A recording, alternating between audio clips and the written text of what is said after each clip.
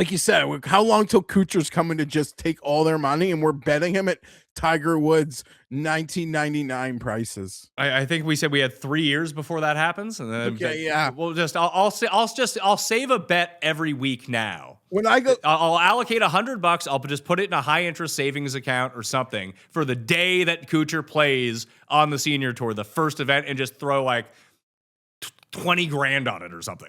yeah, when you're talking to your banker, going over to your retirement plan, let them know Matt Kuchar's getting the Champions Tour in 3 years, so we got to be ready. At Mayo Experience.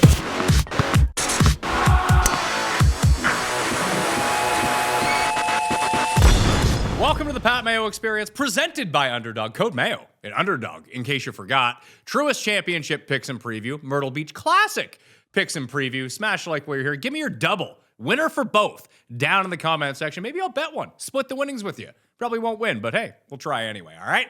Geoff Fienberg on the line with me, coming off a Cam Young winner. Not just you. A lot of people had the Cam Young winner. And people even took Keith's advice on the show. He said do a Scotty Nelly double, and people were like, well, it doesn't pay enough. Let me do the Cam Nelly double, and boom. It was like 38-1 or something like that.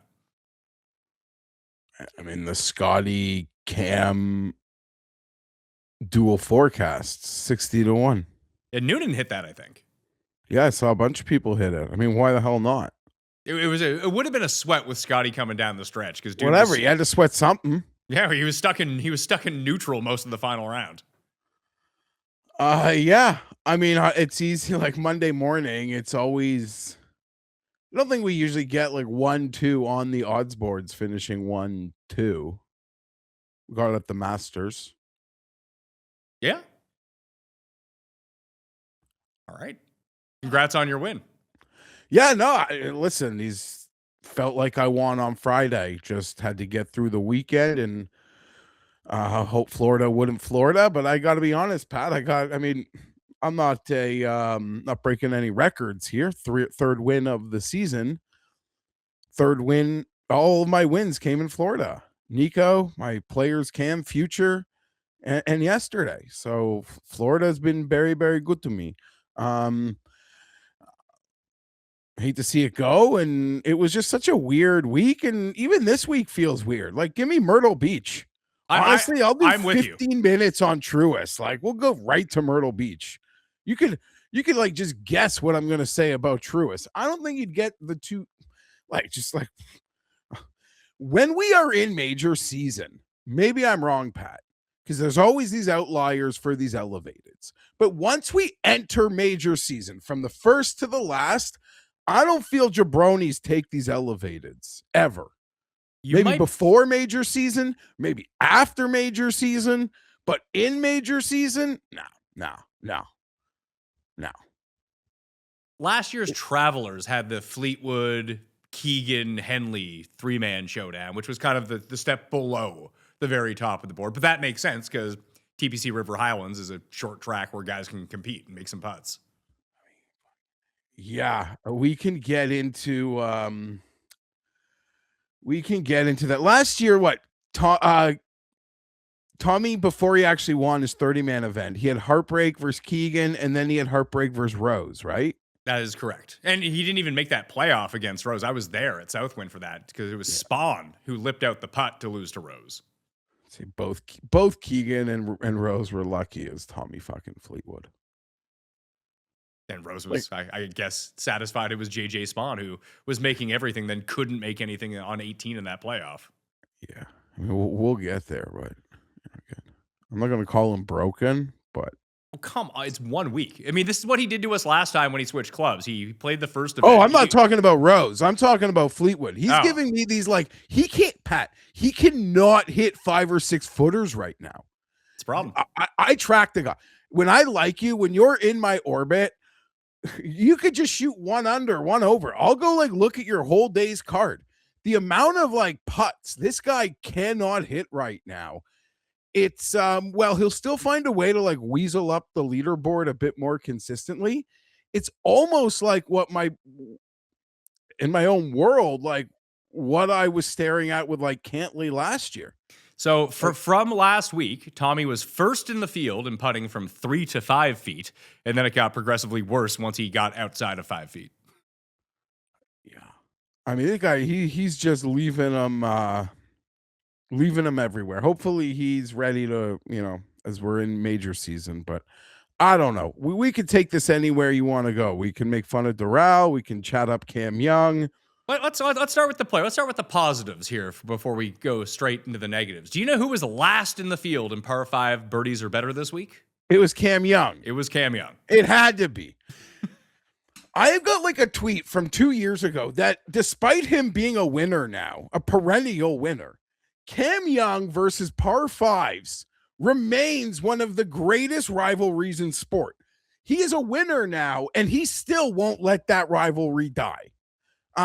He got a lot of weird breaks, and sometimes you're so long where it creates these. I don't know. It just, it was so weird. It was so weird. Mind-boggling. But then he'd go hit like an 18-footer on the next hole, and you're like, okay, that's my birdie. He made everything at Doral. Everything. Even when he got himself out of position, it's like, oh yeah, Cam Young, 35 feet for birdie in. It was just hilarious to watch him play with Scotty on day one. Because Scotty was, up and down a little bit, but just not everything was going his way. Everything went Cam Young's way the entire week. You rarely see that happen. Dude, I got so much pleasure out of watching any opportunity I could, like when Cam Young just hit something or did something, any chance I could out of the corner of the screen to find like Scheffler. To him watching, he like had to experience what everyone else did. He played with Cam for 3 of the 4 days. And he even said it after. For a guy who's pretty spicy on the mic, he was very friendly as it pertains to Cam Young, as he should be. But yeah, Scotty getting just a bit of his own medicine. I liked your comp for Cam Young, basically just calling him Dustin Johnson who likes God. Yeah, faith-based Dustin Johnson. That's what I felt like I was watching. That was, I don't know. Did DJ, I guess it was a WGC, but he won Doral, yeah. Yeah, I mean, like we did just rewind the shows. We're at Doral. I'm betting Dustin Johnson. Like, yes, people are going to want to buy poorer versions of Dustin Johnson. And we saw that in the odds board this week, that anyone with that like skill set sort of after we did the show, Pat, like all those guys just sort of tumbled down. Anyone with that skill set. I'm not saying our show. I mean, people's just sort of connecting dots on their own. But yeah, that's what it is. And Dustin was a late. He hasn't had sort of like the heartbreak in majors where like we're going to worry that he's a choke, but he had to deal with his own like thing of just winning. And he's a bit of a late bloomer. And he'll be a late bloomer to the major scene. But like Dustin, I mean, Dustin's 2 feels like a letdown because of how late like the train got going.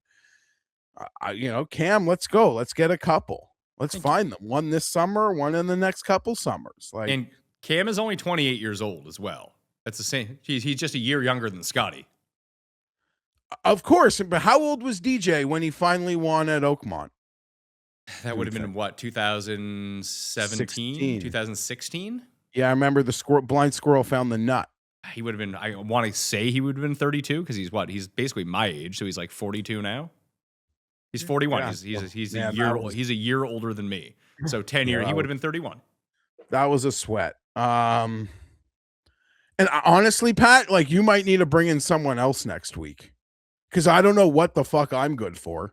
You're looking at a guy with Christmas time Cam Young and Matt Fitzpatrick numbers. Like, what do you want from me next week? Well, this is what I wanted to pose to you. Would you feel better or worse about your Cam Young future at the PGA Championship if he went out and won again this week? Horrible. That's what I figured. Horrible. There were some, I didn't get to catch it in real time. Shout out to Tom and Marty, Larry. all it's 3 names and all, sorta. Larry and Jim did like, a first look, first drop. Oh, And I think it a quick tidbit on that, like that they're workshopping that to be live on this channel once they work out the kinks I of the think show. that makes sense. I think that's makes sense. I would say as like someone who likes to, maybe see the numbers like hold the line longer. That's but I'd rather like that's like a small selfish thing. I think how do I put this? There is I think like a good I think like it fills a gap in the ecosystem. So good on them. But I like in my head, I saw some of this discourse even yesterday. Like, will Cam withdraw this week? Never in one moment did I think he would withdraw unless like a nagging injury like activated itself. Because he came into this like I'm playing 3 events in a row. Him and his team had to know like he could finish 1, 2, 3 in all of them, any of them. The fact that like so him not dominating, winning by touchdowns, but him having an incredible week is definitely like in the range. Is something him and his like team would put on the table. He committed to these 3 weeks. If he came in third, he'd for sure be playing. I don't know what coming in first honestly would change. So he did say he's going home, but maybe he'll just show up later in the week. Doesn't he live in Florida? Cam to withdraw percentage would be like under 6%. I hope I'm wrong, and I hope I'm near the computer if he actually does. But I got it hyper low. Well, but here's the thing. Even if he does withdraw, what's that really doing to the odds board on the guys that you want to bet? Okay. Like Fitzpatrick goes from 13 to 11? Yeah, I mean, no, I think it would do a lot because then we've now lost Cam, we've lost Morikawa.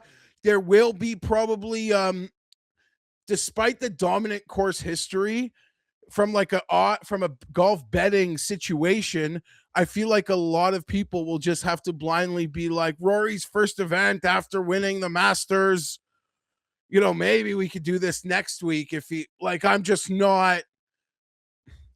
I just think a lot of people will write that off knowing they can get burned, but in order to build a card, it's just like a non-starter. And then what Rory's odd would drop to. I think Cam, I don't want to like besmirch Rory, but I think Cam leaving this thing would do a lot, Pat, actually. Like a lot. You better hope you're near the computer if he actually does. So Rory opens at just over 6-1. If Cam withdraws, where does he go? 5?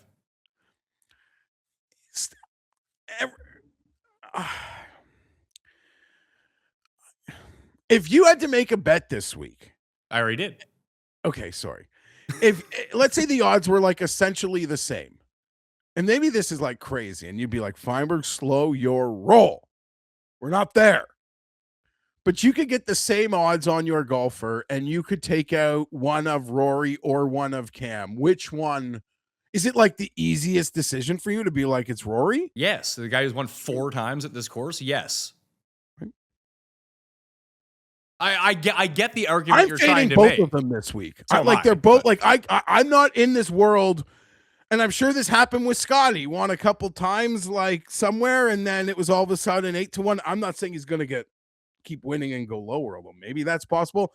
I have no the thought. I haven't even considered for a second betting Cam and Rory. I'm just passing on for sure, but I ain't going deep. It's an elevated. I'll lose money. I don't even want to bet a lot this week. I don't want to give away my profits. I'm going to probably lose. I will overexpose myself next week, despite having great positions, which is pretty fucking stupid, I might add. But I'm insane enough to know what's going to happen. And I'm not going to come in here and lie. I like slow roll. Be like, no.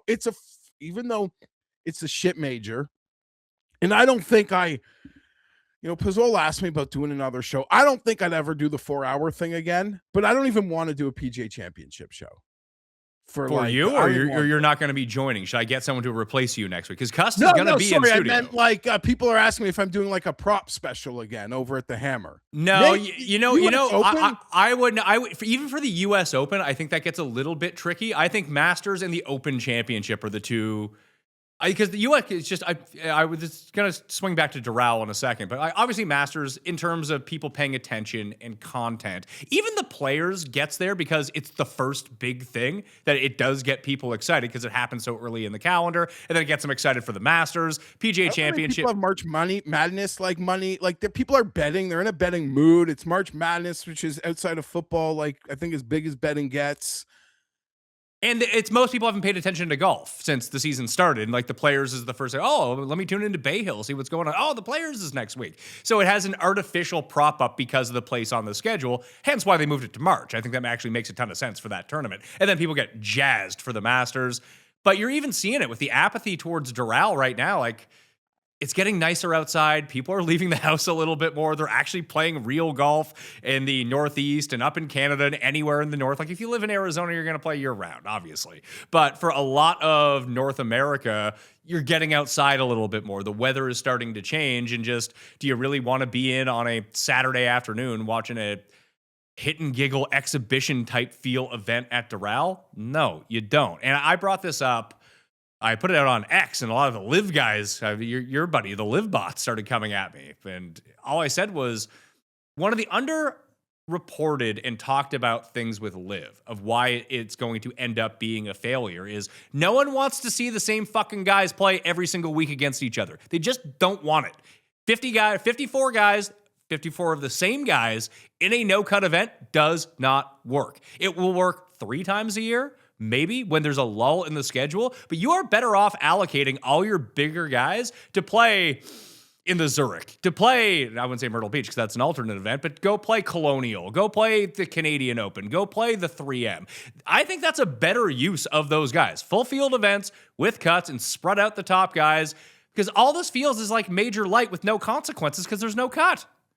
Yeah, so I think you made an outstanding point last week, which was essentially to say that if you have a pocket of elevated events, maybe even you have the 4 majors, you have the Players 5, and then like maybe 4 elevateds. That would make the elevateds feel like their own thing. Yes. Now it just feels like everything's elevated and they don't even feel special. Like at least the WGCs, even though it doesn't seem like it was a good model, the spacing of them, I guess, made them feel like, okay, these are different. These are fun. Now it just feels like the whole schedule's elevated, which gives it just a shitty, I don't know. It just doesn't feel right. There's a lot of reasons you could go into maybe what happened this week. I have reasons. I am thrilled. I want to say something something first. Reasons. Okay. I'm thrilled with what happened this week. And I just hope as they're trying to figure out what to do next, Roll App and the tour, I'm so happy that they got like kicked in the nuts on one of these where they like maybe someone in the room and there is like an anecdotal piece here to be like, yeah, but look, like this isn't right either. And hopefully they can find like we just want to strike that perfect balance. There's a lot of give and take. There's a lot of, I guess, experimentation that might happen, but this is what we have just been in out of the Masters. I think is some of the worst. I feel like disgusted about it. Like the only time the other part of the ecosystem has been seen is like the Zurich. That is unacceptable. That is bullshit. So let's find the right chord here. We haven't seen the rest of the tour outside of the Zurich, which very few people paid attention to, since before the Masters at Valero, which was a fun tournament to watch. It was an exciting finish. It was great. Yeah.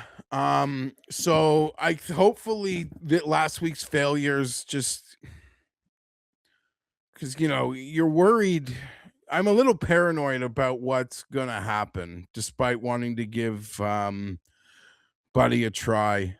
At Jordan Spieth is just so beautiful. I don't know that we got a better guy at the microphone right now to speak so eloquently and give the perspectives of all sides. And while Jordan has like the elite publicity and like the elite credibility and just like his face is like top tier, even if he's not Scotty Scheffler or these top guys right now, like he's important.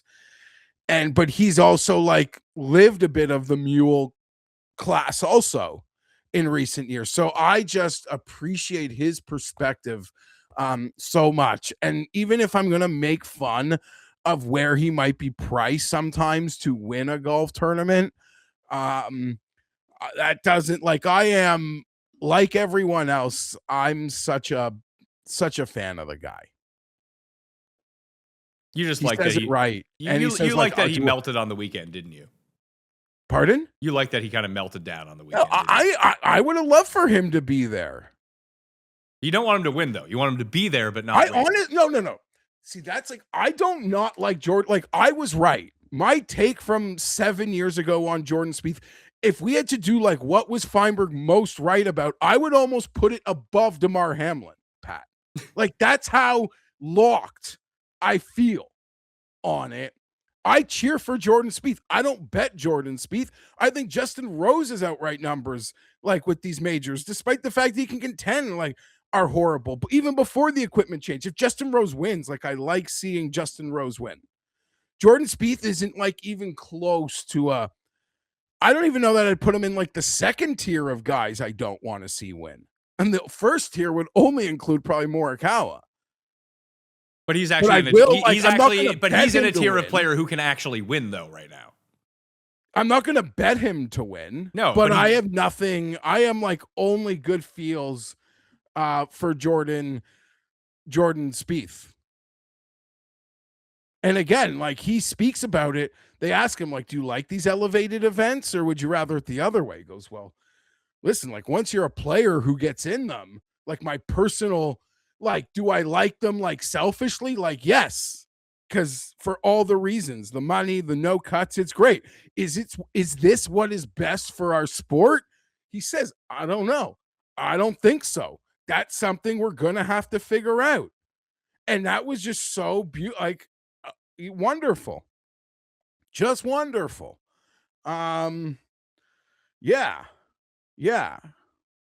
That's all. And next time when I get off the golf course, my wife asks me, like, can you watch the kids? I'm just gonna let her know, like, Scotty, I just got off the course. Like, don't ask me that. Don't ask. I just walked off the course. Don't ask me that. And I actually have nothing against Scheffler being a little tooty. I actually kind of enjoy it. But I bring it up because, again, it's just like a pattern and we're seeing it. And it is just kind of humorous. It's just like an element of the Hardo week. Is we're going to get, like, sometimes a little spice from the guy. And even on the golf course, he's got a bit of a Spieth Bryson. Like, when you're that fucking good, you make a mistake. Like, sometimes it's not you. So I'm enjoying it. I fully enjoy it. The one thing I would say is I watched a lot of this stuff, Pat, because I'm interested in, and the best part of the PGA Championship for me is just going to see how these questions get answered from the big boys, because I love the sizzle. I love I just love the drama and like the talking points of the LIV stuff more than like actually caring about LIV. But every player answered the question thoughtfully, and Scotty like doesn't like answer it. Maybe so I just found that like a little strange. Maybe he's angling to buy all LIV. Like the role of these guys in their post-round interviews more early in the week. They weren't asking them the same questions. It's the same guys they're interviewing, but early in the week they all gave their own thoughtful opinion, and Scotty gets asked a question and he's like, how dare you ask me this? So it's a little weird. Looking at his numbers from basically Masters, Heritage, and Cadillac, it was a bit of a dip on approach play at Heritage, but getting back to a longer course, just like the Masters, just like we're going to see at Aronimink, and Memorial is coming up, and if he had been playing this week, that would have fit into that bucket as well. The approach play is back after the lull. I'd be terrified. He missed too many putts. He lost putting for the week, and that's what was stabilizing him early in the year with these like not competitive but pretty good finishes, the chipping and the putting. And the driving has been amazing all year long. He's just long. He's gained distance, and he's somehow more accurate than he ever was. But the irons were suffering because of it. But he was being held together with short game. Now the short game, it went away this week. He lost on the greens. He barely broke the positives chipping. But then you look at his ball striking numbers, and it's like, uh-oh. This is when he starts to win. because he doesn't need to make that many putts. He doesn't need to gain, what did Cam gain, like 9 strokes putting? If you give Scotty like a stroke around the greens and 3 on the greens, he wins that tournament this week too. And overall, like I'll give him, he's missing so many putts that I'll like even give him some grace for like wondering, like looking around, thinking like, is something going on? Yeah, but that's only this week though, because he's been putting amazingly all year. With the other parts of the week, it's been like more of the approach. But anytime like a part of the game is off, he is. Yeah, when you're that good, you cannot figure out. Be like if Steph Curry missed like 3 threes in a row, we'd be like, what's up here? Like, is this the rims? Is this the mesh? Like, it can't be me. And that's a fair assumption when you're that effing good. And you've done what these guys, him in particular does. I'm considering dumping on him next week because, like you, I'm well positioned with my futures. I got Fitz at the 80, I have Rose at 80, and I have Bobby Mack at 110 to 1. I mean, if there's a bet I'm going to make, Scheffler looks like he's trending back to being Scotty Scheffler. Why not go with him at a course that will demand some accuracy, and he has the most of it of anyone at the top of the board. Can't argue with it. I just assume you'll like stare at it and be like, I won't do it. These 3.5 players for Scotty. Like, that's just going to, right? We all know the calculus, not just you. I did it this week. Did Jared fucking scumbag me on the YouTube shorts and the Instagram reels with me talking about how good of a play Cam Young was this week and how I love Cam Young. But then I look at the number like, man, I can get Morikawa for double, then I can add someone else. Just killing me out here. Killing. You'd be hard-pressed to know that I'm the one who signs the paycheck. Listen, Jared, it's about damn time. A joke, but yeah, welcome to getting skewered by a Jared short. Holy shit. You take those complaints somewhere else. Like Scott, just for reference, Scotty is right around 4 to 1 for next week. Cam getting good is actually quite helpful. Now, if Xander can win this week, that's even better news. We might be able to get like a 5.5, 6 because he has the week off. Maybe if one of the bigger guys comes out and crushes again, and Bryson wins on LIV or Rahm wins on LIV. I could see there's like a parlay of things that could create what you are talking about. Geez, yeah, I don't know. Grand Slam in a month from now, too. It's really weird that he hasn't won the U.S. Open. Because I haven't opened it up, but if I opened up the PGA Championship board right now, I assume it's so much one-way traffic. Like, for example, Fitz and Cam have since the Masters, where they were already getting super short in like the low 20s, and they've won again. Nice event, or I'm not gonna call Fitz. Oh, Fitz won at beat Scotty at the Heritage. So yes, I was just thinking about Zurich. Shut up, Alex. Who played well this week? Who is like, if Cam and Scotty are now in the place of like, like up there with Xander, like who's going back? Like Ludvig? Who's getting kicked out of the club? Ludvig, Fleetwood, and Morikawa are the guys dropping. Well, they're not like dropping, but by the week of, they will be outside of 30 to 1, I think. Yeah, well, I think Morikawa is going to balloon again, right? Yeah, because he just WD'd from this tournament. So he's going to balloon again, just like before the Masters. He ballooned, and he had a great Masters, so maybe people should just deep breath.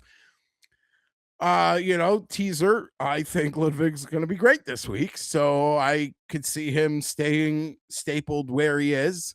And, at some point I'm going to ask you in the show, like, who are you not betting this week, but you are hawking because there's there's a number. If they're doing what you want to see, you're going to go click, click, clicky for next. The answer to that question is Bobby Mack. I just hope Bobby Mack has a good week this week, just has some positive momentum going into the PGA Championship, because I stand to win a lot of money if he wins. Yeah, but you've already bet Bobby next week. I do, but I would have bet him anyway. He's someone I targeted. So that's what you're telling for the people. So Pat's saying, guys, if you see Bobby Mack like in doing normal Bobby Mack things, consider just being a little proactive with your PGA click. Is there someone you haven't bet that you want to like? Well, we'll get to it because you got to tell me if you have bet them. this week yet when we I talk have, about the bets. I have 3 bets in this week, but I will be looking at the top of the board for the PGA Championship. Weirdly, the PGA Championship has become a lot like the Masters, and the guys at the top of the board win. Yeah, since we started doing the show, I don't know that we've had an outlier. And before we started doing the show, it was probably the most outliered. Correct. Now the U.S. Open has weirdly become sort of the most outlier. Who would have been like Jimmy Walker was really good. Jimmy Walker was 10th in the world when he won. I'm just trying to think in terms of odds. I'm trying to think who would be the highest odds in our life of our podcast era PGA Championship winner. Highest odds. It may have become. I think that Walker had fallen down. JT.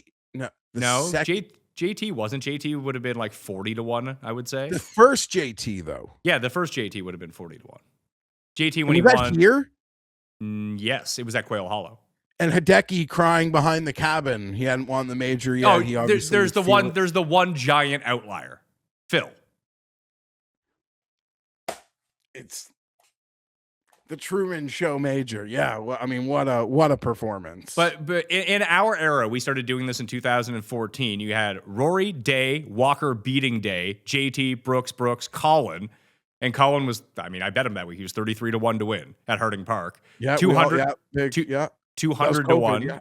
200-1 with Phil. Thomas beat Zalatoris, and a lot of people, I think you hit Thomas. I had Zal. Cust had Mito and killed his career. I had both, but yeah, Mito was like 80 or 100, so that was that was almost there. Yeah. Yeah. Brooks, Xander, Scotty.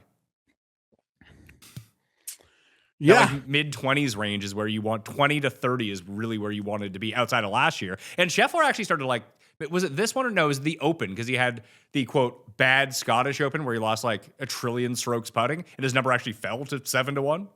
And outside of Valhalla, those 10 like events were all like we came back like just the PGA of America like crushed it this week. I feel. Yeah, and they have. So I wouldn't doubt that Aronimic's going to be any different. And even U.S. Open, I guess U.S. Opens, we've had Spawn and Woodland. Yep. And then good guys. I mean, good guys tend to win majors. That's what happens. Yeah, of course. Bryson's won 2. Okay. Underdogs expanding the game. You already know their player picks. Pick higher or lower on player stats. Today, Underdog prediction markets are live in 25 states. Back your squad with spreads, handicap for closer game, or totals, higher lower combined score, combined with player picks for bigger payouts. New customers play $5 on fantasy, get $75 in fantasy bonus entries. Code Mayo. Team picks, player picks, all on Underdog. I just wanted to talk about like why like it was pretty embarrassing. Like LIV outdrawing the PGA Tour at Doral. And I do think that there are specific reasons for this. One, it felt like people didn't even know this event was on the schedule because it was a last-second ad to kind of butter up Trump a little bit. Like, yeah, we'll get you back on the schedule. This is the only spot we got. We'll put you right here. 2, F1 was in town in Miami this week. What a horrible decision that was to go head-to-head with F1. That's like dumber than LIV going head-to-head with Bay Hill. Yeah. I don't get like, it. Holy shit. Yeah, when I saw that, and I'm one of these people, I don't watch F1, but I watch the reality show, so it's awesome. I watch that show. I don't know who won the races. So it's like all like cool. But like Full Swing, I'm like too into golf where like Full Swing, other than like 3 behind the scenes clips that are all like on net that all make it to social media anyway, that I don't even have to watch the show. I don't know if that's weird, but that's where I am. Yeah, I get nothing out of Full Swing. It's just stuff I already like. I remember when I watched the first season with my wife, and I was like, oh, I know what happens. I know exactly what happens. But also, if there is something, you'll see the 90-second, 2.5-minute clip like on Twitter. You know what I preferred more than Full Swing was that like NFL Films thing that they did at the Players Championship. That was way better. Huh, dude.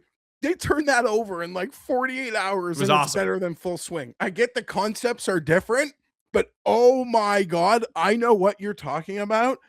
That like, yeah, I had to watch that whole thing. Full Swing just sort of feels like Hard Knocks. Like there's nothing I care about. If it's good, it'll be clipped, but I don't need to waste watching the whole show. So back to Doral for a second. So you have it's a new event on the schedule in like one of the worst spots on the schedule with a signature event this week and a major the week after that it falls in this dead period of the schedule.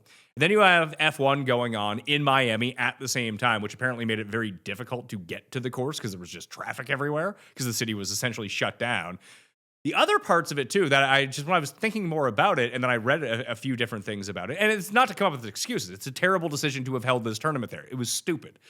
But there you have the apathy that I talked about with the signature events to begin with. And as someone pointed out to me, if you had moved this event to where Valspar is on the schedule, it would have been way more successful because a lot of the snowbirds are still there in March. They're kind of starting to leave towards the end of April to go back to wherever they're from. And Miami is just a youthful city to begin with that, your PGA Tour crowd isn't a bunch of, party animal 22-year-olds. All the influencer crowd was at F1. They weren't at Doral.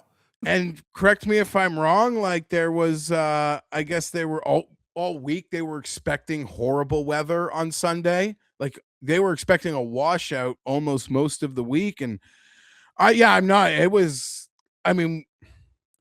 what a just shit sandwich the whole thing ended up being. It was, again, I hope it serves as a reminder that to roll up that the shit stinks.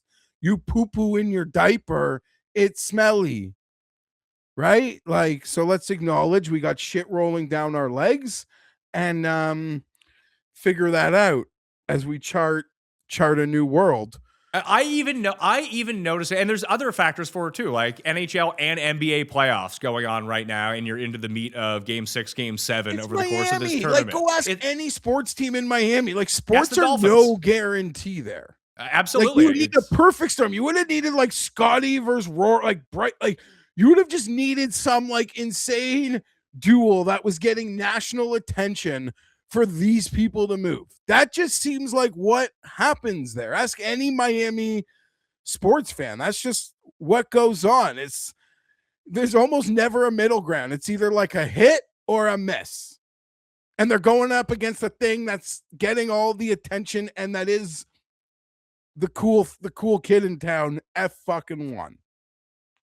I wasn't encouraged to see Alex Smalley continue to play well. Shout out Alex Smalley. But it's going to kill. I'm in the third round of these underdog contests, and I was doing great, and now I'm like out, not even qualified for the first round because all my goober guys are playing too well that I'm now terrified they're not going to play the shitty tournaments I need them to play again. Sucks. I mean, I could pick and choose, but it seemed like everyone, guys from all the top 3 Zurich teams, not all the guys, but so McCarty hit it well, Wrighton hit it well, Alex hit it well, and you just mentioned Smalley. So guys that looked like they were hitting it well, maybe even being yeah.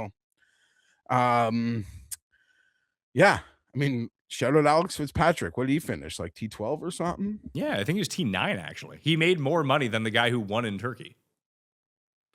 That's the life. Shout out to that guy. Baroff hit both. Yeah, good for Baroff. Fuck Baroff. Baroff hit both. Wins too much. I don't know if he publicized it, but he also showed me he had a Cam Young like Stuart Sink double that hit. So Baroff. Stuart Sink has won, I think, 4 of 6 events on the senior tour. Get them all. Like you said, how long till Kuchar's coming to just take all their money and we're betting him at Tiger Woods 1999 prices? I think we said we had 3 years before that happens, and then we'll just I'll save a bet every week now. When I go, I'll allocate $100. I'll just put it in a high interest savings account or something for the day that Kuchar plays on the senior tour, the first event, and just throw like 20 grand on it or something. Yeah, when you're talking to your banker, going over to your retirement plan, let them know Matt Kuchar's getting the Champions Tour in 3 years, so we got to be ready. Yeah, we need to be prepared for this moment. All right, you figure it out. Give me as much accessible money as I have. Put it in an interest-free savings account, so I won't get taxed too much on it. It'll be perfect. I gotta say, I don't watch it often, I just watch it and it's background noise, but I guess I ended up watching and paying attention to this one. Ladies? I really enjoyed Happy Hour with Smiley on Friday. Now, preface, when you have like the golfer who's winning and dominating, you probably like are watching everything with a bit of a glow. that, like, if I'm getting my ass kicked in the event, I'm not able to. But my Cam Young glow up really allowed me to enjoy, like, Siwoo, Ricky. It was good. I enjoyed it. I would like to give Siwoo a special I really hope he gets a win this year. This is the best year of his career by far. It's not even close. It's incredible, Pat. And, like, obviously the betting board each week represents or is indicative of, like, the data that just shows he's doing everything right, except he never hits enough putts. I saw our boy Brian Kirshner. Shout out to Kirshner. This isn't a knock. I lived in my parents' house till I was like north of 25. Where the hell was I gonna go? I know you were probably out the day you turned like whatever. That's not true. But I lived at home during college because I went to college in the place where I grew up. yeah, so I went away to college, but then I came home, lived at home for a few years, worked downtown. I had no interest in like. Well, you met me when I was 23, and obviously I lived downtown then. Yeah, well, you were downtown, you lived, but I would like to say, by the time I met you, I no longer lived at home. Yes, correct. I think I didn't stay at home that long. And as we find out, I think, we have a show coming out tonight with Cust, an NFL show. We'll find out that I forgot to invite you to my wedding. No, I never even like, I'll be honest, I was never offended by that. Appreciate that. And as we pointed out at the time, we weren't as close then as we are now. Yeah, no, and no. And I didn't think like here's the barometer on that, Pat. Like you didn't invite someone who I thought I was better friends with you then. I did? No, you didn't, is my point. No, I didn't invite that many people like from Toronto. That's what I mean. Like Garion, who's like your best friend. Like I would not offended that. Like if there was someone you invited that I'm like, wait, I think I'm like closer with Pat than that guy. Then maybe I would. Do you know what I mean? It's like that sort of like, okay, well, like I don't know if I made any sense. No, I think out of the Toronto crew, it was all guys that I went to like college with. I invited Garion, Paul, Cody, and A-Rap. That was it. Those were all, you were tighter with all those guys than you were me. It's not like you invited someone's like, wait, me and Pat were better friends than that guy. How did he crack me? You know, if I invited Lepage, you probably would have been like, what's going on here?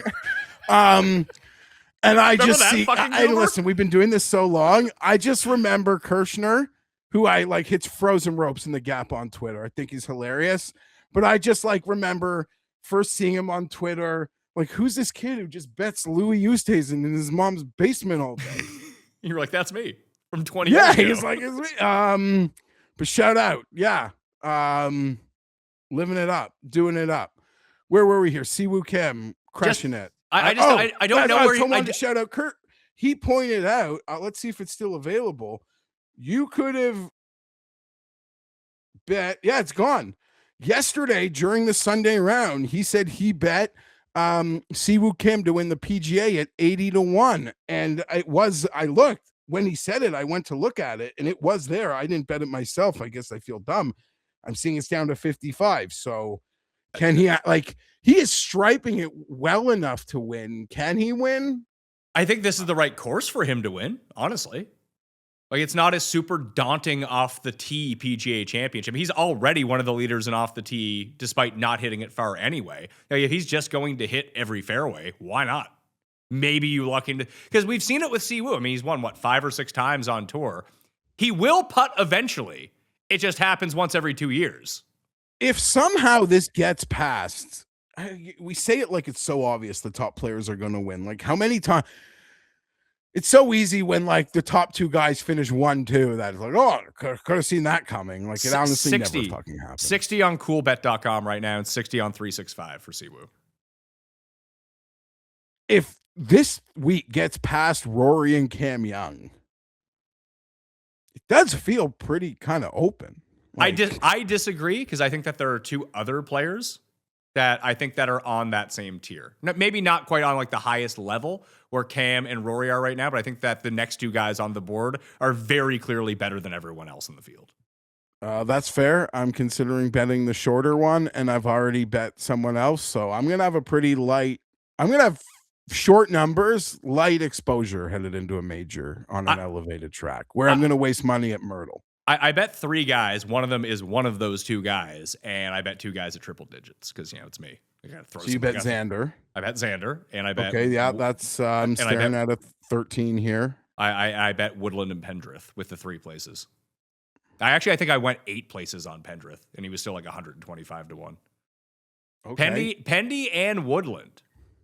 Very good Thursday and Friday at Doral. Just throwing that out there. And then their irons went to shit over the weekend. But Pendrith, he was 5th at the PGA Championship here last year. He was T10 at Quail before, and his game is, if the first 2 rounds were indicative, because when I did the research show, he popped up a bunch. I was like, man, that's really interesting. But you need to have the big 3 here, but you can be like 2.5. If you can do 2 things really well and the other important thing kind of well, you can get by at Quail Hollow. You need to drive it. You need to hit your irons well, especially your long irons, and you need to be able to putt. The putting and driving really hasn't been a problem for him. Same as Woodland. The putting and driving hasn't been a problem for him. It's just that their irons have been a bit more sporadic. Woodland's actually been great. He was just terrible on the weekend this week. Woodland's incredible. But he's gained putting in 8 and 9 events this year. It's mind-boggling. I don't like golf. Not like player of the year, but like golfer of the year, Gary Woodland.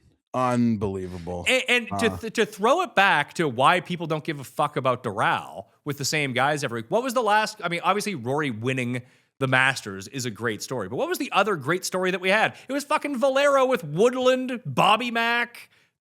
Yeah, what's honestly the other story? Yeah, the brothers winning together. Yeah, the brothers winning. Woodland was a real story. There was no one in that tournament. Yeah, that was we took the tough. We had the Højgaard beat, but everyone got the story, and a lot of people hit that. Yeah, good sell on Pendy. I bet Ludvig at 18 to 1, which you could probably say, why the hell would you bet Ludvig at 18? Like Matthew Fitzpatrick's 16 and a half. They shouldn't be the same.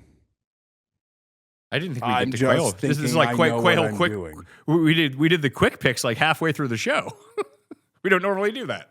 Shout out to you using Sam Stevens and allowing me to become in first place in the one and done now.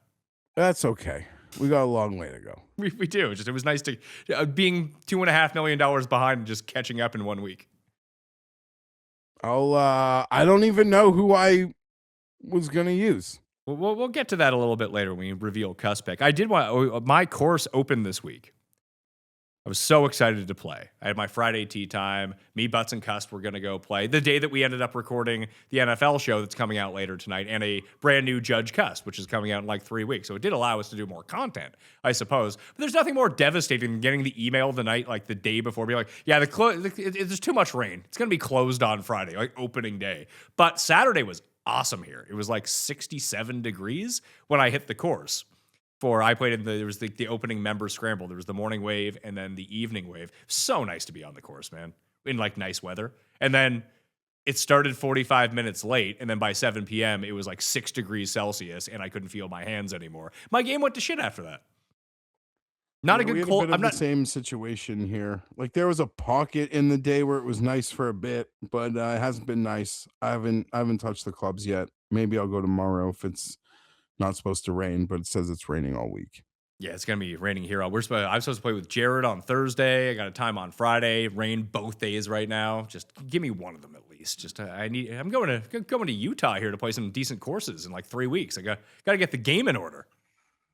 There's nothing more after doing playing on the Sims all winter and trying to get your clubs dialed in, and you have to know what your distances are and all this stuff.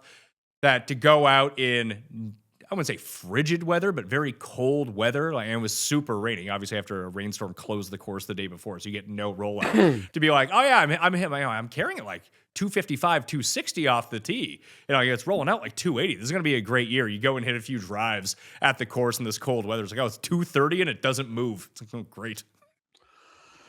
Yeah, no, my dad was pleased and he was very happy. Because he said that he dummied he beat his friend. They had their opening scramble, and he said it feels great to beat your friends who like grinded all winter. I can see that. The first round, I mean, the first round can lie to you too, because some people don't have the bad habits that they fall back into at the beginning of the year. Because like, there's a few times, because when I lived up by you, when I was in Toronto, that I would come home. I basically didn't play golf for 10 years, but I would come home. Like hitting a parlay week 1. You think like I'm going to make parlays now for a few weeks? Like, yeah, no. Okay. You hit the big week 1 parlay. You're like, wow, maybe I'll just quit my job and just win parlays every week. That sounds like a great idea. Yeah, I think we've all had that experience. Like you haven't played, you're so cold, and you play like it's also a relative to expectation level where maybe you didn't even play that good, but you were sort of so down on how you should play that just sort of getting keeping it tight feels amazing. And then you go out for your second time with some confidence, and it's like, what the hell? Yeah, you're cooked. Absolutely cooked. But that would happen to me. I would go home, and my game would be completely unchanged from when I had played like the year before, like one of my 2 rounds of the year. I was still at the time like shooting low 90s. I'd come home and I'd shoot an 88 in my first round and be like, man, I'm fucking good. Like this is where I need to be, and then play the next day and shoot 110 or something. What happens when you don't play. I've got bad habits, so then I got to remember to get rid of them, and then you put something new, and then I always, like ABC, and then I try to add like D, and then I'm thinking about D over the ball now, and I forget about ABC, and I just sort of So this body does not warm up quickly for the season, so we got to find the range ASAP. As many people know you personally, you're always thinking about that D, aren't you? That's me. That's me. That is I. But we started on hole 15. So obviously the hole that started the group behind us started on hole 14. So it was so cold by the time we got to 14 for our last hole. We were like, this is glorious. We're just going to step up to the tee. Like there's going to be no wait time because it got pretty backed up with so many groups that you'd be waiting like the freezing cold for 10 minutes waiting for people to hit their ball, and then 4 people have to hit from the same spot after they go find their ball. We're like, man, after this quick par 3, we're gonna get to 14. It's a par 5. We'll try to make eagle or something, get out of here and post a score. The group that started on 14 decided they were just playing the rest of the course, Jeff, and they weren't playing it quickly. Whoa, we were fucking livid. But they were still playing as a scramble. It was really weird.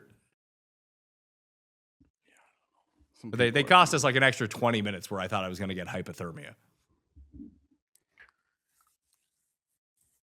So you're at the top and then you're at the back. Yeah. For me, for this tournament. But we're not there yet. I got 2 more things. I sent you that ruling on the Korean tour, right? Okay, yeah, buddy. Come on, Tim needs to get into the rules official game. So apparently what happened was a guy hit a ball out of bounds and then he hit a provisional. But then someone said that his ball wasn't out of bounds, but a marshal picked up his ball. And then they just let him play like from where the ball would have been, and he ended up making par. But then like a day later, after he was in a playoff, like qualified for the playoff, they gave him a 2-stroke penalty because like he was out of bounds. It really made no sense to me, and it seemed not quite on the up and up. Yeah, the story seemed insane. I didn't even understand it the first time, but then it got explained, and you explained it. I don't even understand how that can happen. I don't even understand. The guys he was playing with must have missed something because they would have had him down for a score too. Yeah, I mean, how does that work? Like because they didn't give him the penalty till the next day. Like you score for your group. Yeah, I get that you score for your group, but if I'm playing with you, I'm like, hey, and the rules official comes in and makes the ruling, and the guy plays his ball and he makes par, and I write down par for you, do I get disqualified because they? No, I don't think so. No chance. No. I don't think I didn't see what happened to the other guys, but well, the Asian tour needs some rules officials, so let's get Tim out there. Fly Tim to Korea every week for the Korean tour.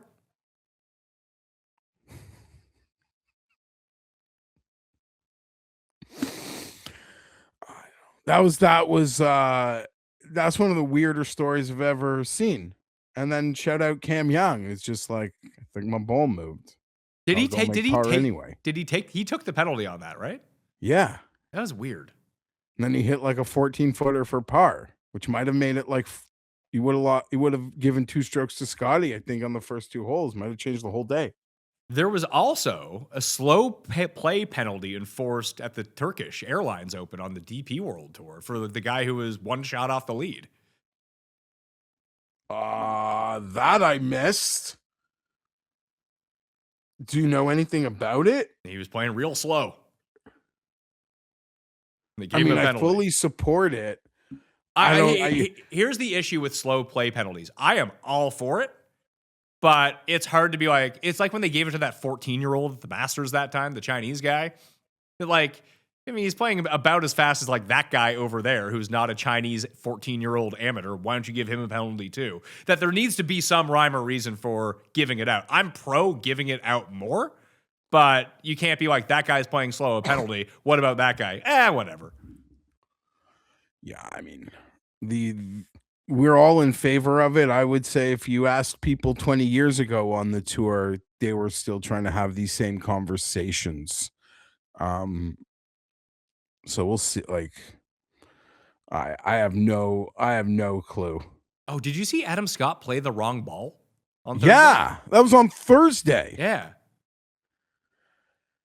And the rough, like, sure, it's Bermuda rough. It's like patchy. It can sink in some spots, but it's not like we're at a U.S. Open and someone's practice ball just stayed. Like, the rough isn't that bad. That's crazy. I don't even know what to make of that. Shout out Adam Scott, legend. He ended up playing great, too, on the weekend. And now he's Cust 1-0 for this week. Can he win Aronimick? Yeah, I think so. If he could putt. Can't putt. It's a problem. Yeah, he had a little mo with the putter, but it's all gone, it seems. The only other thing is, did you happen to see my show that I did with Pete about So You Think You Can Tout? Did you see the clips? Yes. It was fun. It's pretty funny. That was a good time. I think you're a really good, for what he was trying to do there. I think you're a great guest host. I wasn't trying to be mean to people. I was actually trying to give constructive feedback, but part of it was also amping it up for some of the really bad ones. Yeah, I don't know. You got to be cutting. You got to be cutting on the bad ones. What was something I wanted to say about that, and I completely forgot. Oh, shit. I'll give it quick. You think about it. I'll give a quick schedule update. So we have NFL with me, you, and Cust tonight. Tomorrow, Tambo for DraftKings, and then later on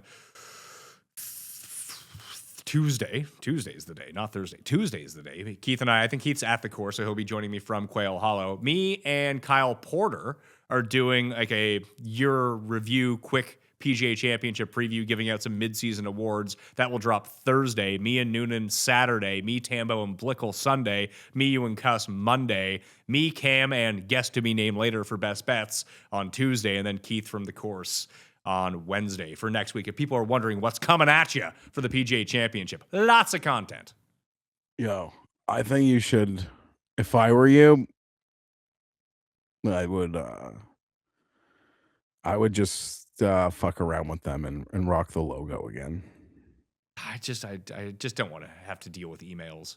Like, we're going to sue you if you use our logo on your YouTube thumbnail. Saying, calm down, man. Augusta National didn't care. Yeah. Why is this of concern to you? Don't you have bigger problems? Oh yeah, well, isn't that they're the PGA of America president is the guy who did like the crazy karaoke and refused to take any responsibility for anything at the Ryder Cup. So he's gonna be in his he's gonna be in his bag at Aronimick. I forget that guy's name, but yeah, we're back, baby. I don't remember what I had there. Well, let's move to the Truist Championship then. Quail Hollow, obviously, this was played as the PGA Championship last year. Well, the Truist moved to the Philadelphia Cricket Club. Ditto for 2022 when Quail hosted the President's Cup. Max Homa won at TPC Potomac that year. And 2017 when Justin Thomas won at Quail Hollow for the PGA Championship. Brian Harmon won technically this event. It was at Eagles Crest or something like that. He beat Dustin Johnson coming down the stretch. Either way, if you're looking back at past history of this tournament, those 3 years were not at this course, so kind of throw those ones out the window. Rory has dominated here over the years. Scotty won a year ago for the PGA Championship. Xander won. Wyndham Clark won. Like, there's a style of player that can win here. It's usually big bombers. It's not necessary to be a big bomber, but it certainly helps at a golf course this long. And are you putting or hitting your approaches that week? You do a little bit of both, you'll be fine as long as you're driving it well. You do one really good and the other one about neutral, you can get across the finish line that way too. But it really, in my mind, limits the type of players that can win here. A lot. Honestly, the cap this week is a lot like the cap last week. Oh, okay. It's the same style of player that you're looking like for. The poor man can win. Sort of, but like, I mean, we can call Wyndham Clark the poor man, but then he won this in the U.S. Open in a 2-month period. Like, he was playing good golf. I'm just saying, like, the poor man's version of the skill set can, Yeah, that's why I bet Woodland and Pendrith. They're the poor man's version of the skill set that I'm looking for. Like, Kitayama would be kind of like the perfect poor man's version, but I just don't trust him to putt or chip ever. I don't know.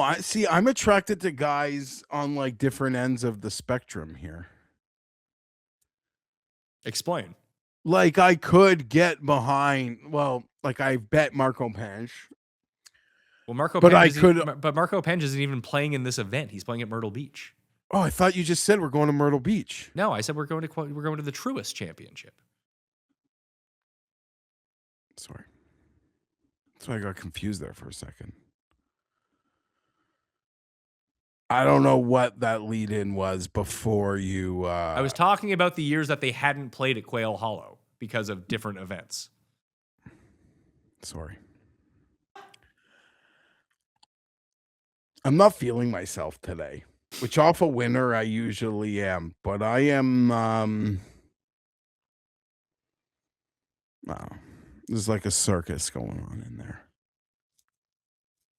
Rory's at the top of the board. Coolbet.com if you're in Canada outside of Ontario. Get yourself a bonus down in the description right now. So he is the betting favorite of this tournament. He comes in at just around 5.5 to 1, 6 to 1's where you're going to see him. Cam Young's 8, Xander 11, Fitz 14, Ludvig 16, Tommy 20, Siwoo 22. Cantlay is back after being ill last week. He's back in the field. He's 25 to 1. Burns and Ricky Fowler right around 28, 30 to 1, depending on where you're finding it. Then you're looking at Hovland is going to be as a part of this next little tier. Where is he? He's at 33. Bobby Mack, Scott, Harris English. Ben Griffin was able to do it all on smoke and mirrors at Doral, but he actually had a pretty nice finish. Hideki really let me down. McNeely couldn't putt last week, which is somewhat interesting. Days won here before. I kind of spaced on Jake Knapp. I forgot Jake Knapp withdrew last week with a wrist injury. Yeah, I'm not a DFSer, and I was almost fading once his price drop happened. But it seemed like we got some, I don't remember, but it seemed like someone on Twitter had like the reports that at the practice round, he's flipping around the wrists. And I even saw people take that and like move off their bets. Yeah, I had it in the newsletter last week with the video. And I wrote, because of that video, I just wrote him up as a fade in Golf Digest. Like, you don't want to play this guy. He might not even play.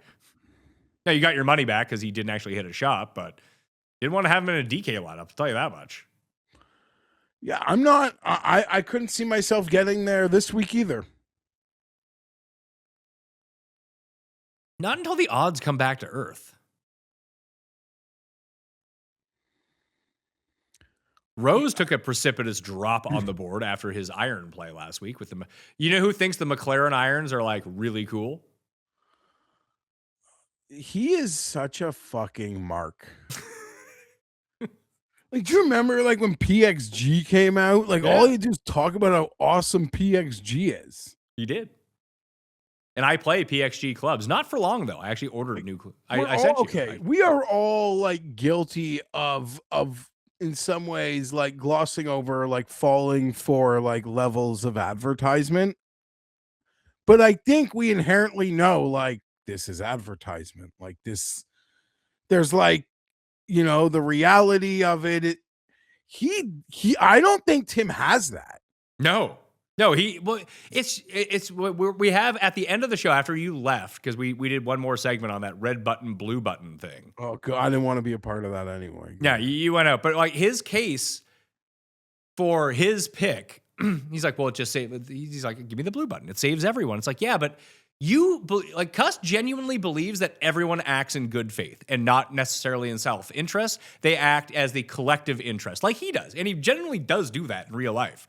But he just doesn't seem to fathom that people are selfish. People are sociopaths. Like, these people exist out there. So when something is marketed towards him, why would they lie to me? Is the first thing that goes through his head. So I'm going to take them 100% at face value. Yeah. Which is crazy. But he is like, yes, I have nothing to add to that. It's true.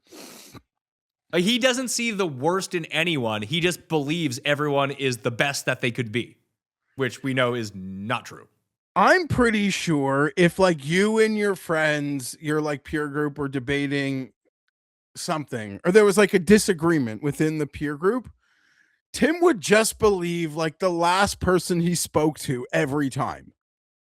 And this is why Cust is very Trump-esque.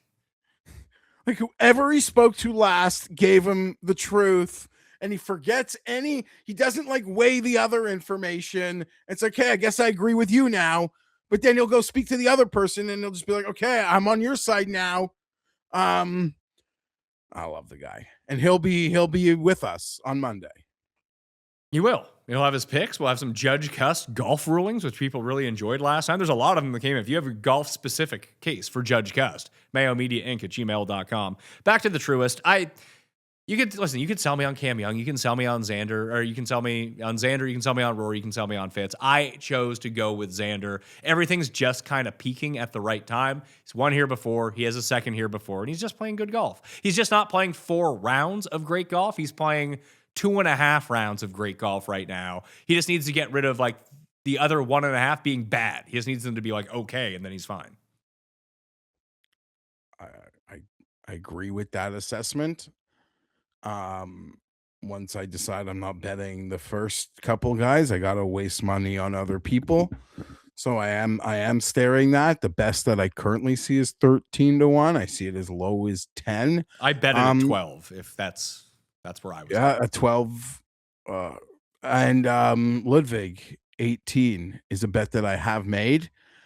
And I mean, like, why am I just here? Because it's an elevated event. And honestly, I mean, we're about to go through it.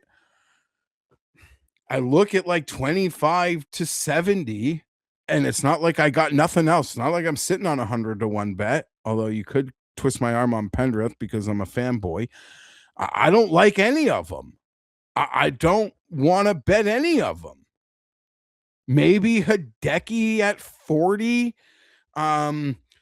I did that last week. That was an epic miscalculation. You know who I might bet from down the board? So I have Woodland and Pendrith.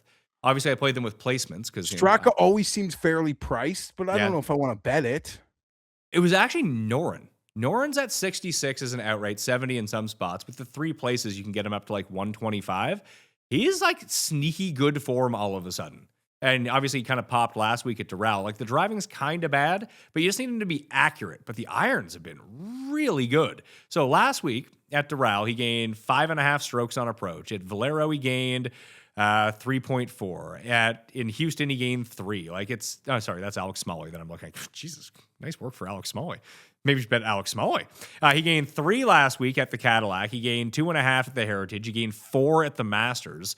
The chipping has been bad for him recently, which is not typical of his game, but the putter has started to return and he's hitting the ball a little bit more accurately. And I believe, I could be wrong about this because I don't really remember what he finished, but wasn't it just him and Scotty and Johnny Vegas at the PGA Championship last year at this course until he finally blew up in one of the rounds in his second start back? It was the PGA Championship where he debuted, and I feel like I don't remember the exact finish, but yeah, he had a Yeah. nice little start. He was in the final group with Scotty, and then he shot like 8 over on the final day. It's a good catch, good case.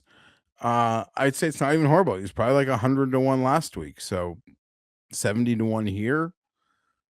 It's not like horrible. I don't know that I Well, it's between that. Like, if I bet Xander at 12, like what else? Like, am I going to bet Fowler at 32? No. Yeah, I don't know what I'm supposed to do. That's why I just feel like I'm going back to the top. Like I could just bet Ludvig, and I've thought about it, and then bet Baccia, bet Straka, talk myself into someone else, but I can't do it. I can't do it. I think I'm just betting Victor and Xander and Ludvig and just calling it a week. Last week I had Cam and I had Morikawa, and then late I paid the tax. I always pay the fucking tax. The Tommy tax. The Tommy tax. Offshore, sent it to 33. We're in Florida. I'm like, we'll pay the tax. We'll pay the tax. So I paid the tax. Thankfully, I hit a winner. But I have no trick me this week, so I'll pay the tax next week, if maybe. But I mean, y'all know I'm a sucker. But there's just no way I can get there, especially when I'm going to think I'm betting Xander and Lud. And yeah, I mean, I could trade one of them for a bunch of guys, but like I said, that bunch of guys would be Minwoo, Straka, Baccia. I'll just take the great player, I think.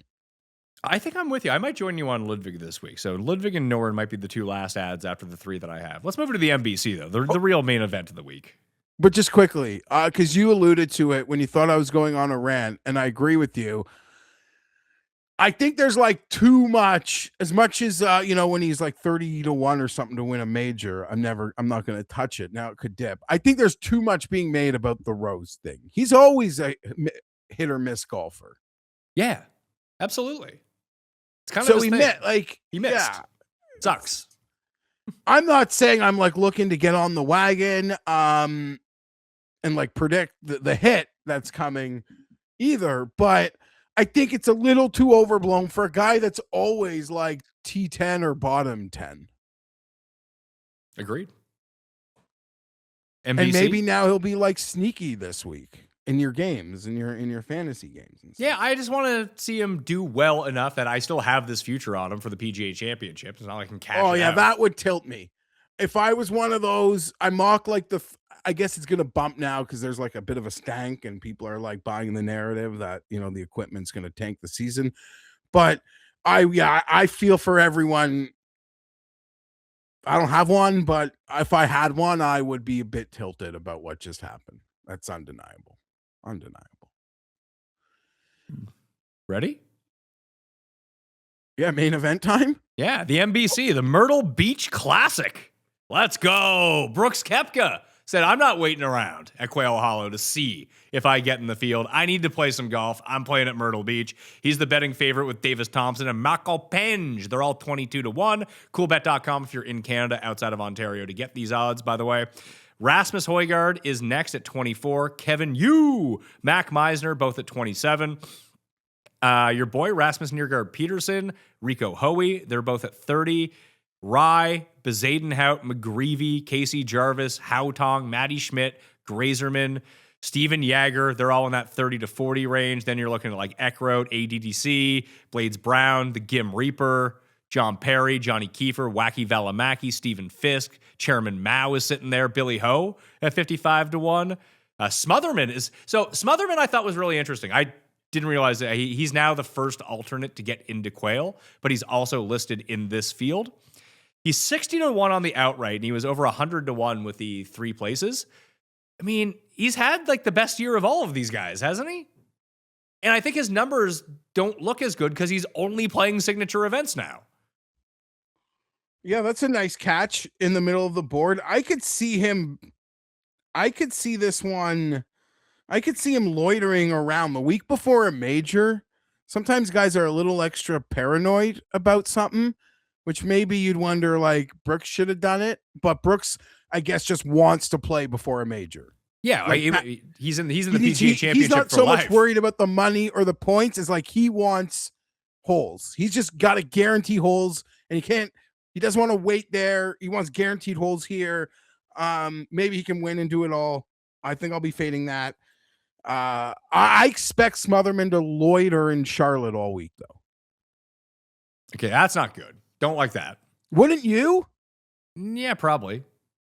For guaranteed money, no cut? Yeah, probably. The week before a major, guys I feel like are more likely to be like, can't do it. Can't risk it. Something could pop up. That being said, to my understanding, like in the locker room, there is a level of transparency, and he could like on Tuesday night or Wednesday morning be like, I'm gonna head to Myrtle. Well, it's not that far. I mean, I've done the drive from Charlotte to Myrtle Beach before. It's like 3 hours, if that. Even so, geez. I think you should make the bet. It'll just get refunded. That's true. So my short list, it's funny because I wrote up 3 guys. I was like, I'll take one guy at each level. So I wrote up Rasmus Niergaard Peterson, Kevin Yu, and Casey Jarvis. I was like, there's a chance that like when the odds open, Casey Jarvis is going to be listed like amongst the scrubs at like 200 to 1 before people see the name, realize it's there, and then bet him down. Nope, he just opens at 35 to 1. Great. I'm not going to bet that. Yeah, I saw that. The best I think I saw was 40. It's tempting. I don't know. I'll tell you. I'd have to run that by like the Euro Tour hardos, Tom and Sky. At this course, as I mentioned on the research show, like there are like Mac Hughes lost in a playoff here. There's different ways that you can get to the top of the leaderboard. The most consistent way, again, almost to go back to Quail Hollow and Doral, like you just want like big time bombers and ball strikers here. Like that's the path to easiest success at this course. There's not a lot of danger. Just can you match it with the putting a little bit? Like look who's won here. It's been here 2 years. Goddard won. Ryan Fox ends up winning. Kevin Yu's been inside the top 5 each of the past 2 years. I bet Rasmus Niergaard Peterson at 30 to 1, or I guess let me see what the number I got on him. Let's go. Yeah, let's do it. You know, I'm on that, Pat. You want to talk about a guy who can't putt? So I got him up to 60 to 1 with the 3 places. What? Oh, yeah. 3 places. But yeah, he's been bet down since. I think he was like 35 or 40 this morning, and now he's down to 30. I know there's like 35s. They're still there. There's actually even, I don't have the site, but a lot of people do. There's 39 out there. So just based on that profile of bombing it and like pretty good irons coming in, I also bet Pontus Nyholm 190 to 1 with 3 places. Okay. Just he bombs it. He's like your boy Svensson, Jesper Svensson. So I got 3 bets too. Okay. Obviously, you know, sometimes I'm always tempted by a generational flusher, Davis Thompson, but no. I hit some Marco Page 25 to 1 last night. I hit some Niergaard Peterson 36 to 1, and I played I couldn't resist. I played some Carl Phillips 66. So Phillips is interesting because he's putting and he's bombing it, but he does nothing in between. I don't know if that's enough here, or maybe it's easy enough that he can get it together. I think I just listen, I've been betting Johnny Kiefer a bunch anyway. Why wouldn't I just bet him here? Yeah, so there's this whole pocket with like they're all like sort of in the mid 40s. Valimaki, no. Kiefer. I wanted to ask you about Jagger. They all have like the exact same odds, but I that's sort of where I am, and even a little bit ahead is ADDC with that profile. But yeah, it's sort of what I'm staring at, and surrounded by them like Tom Kim, Stephen Fisk. I'm sure they can get around here too. Fisk over Tom Kim, 100%. Yeah, I actually don't mind Fisk. He won the same place Kevin Yu won, which was the Sanderson Farm. So maybe that is a look. I really like Kevin Yu coming into this week because the stuff that he does well, he just didn't do on the West Coast, and now he's like driving it well again. The irons are like going well again. It's like, all right, I thought it was gonna be like a nice 45 to 1 buy low on Kevin Yu, but he's fucking 27 to 1. Great, don't want that. And I honestly, if I had to make a card for you this morning, like who's Pat got already, I'd have just guessed you would have had your boy Bouchu. Yeah, he's more of a I think he would. Which I see Philip Bet Rivers has 80. Yeah, the 365 is a 75 on him as well. I don't know. He's more of like a point and click type guy for me. Like you'd want him at a die course or places where like his iron game is really good. I don't think his driver is very good. And like, do you know who logically? You know who logically? David Ford bet also. Full disclosure, if he's healthy, I gotta find out what happened with he withdrew from. Oh, that cost me a fortune.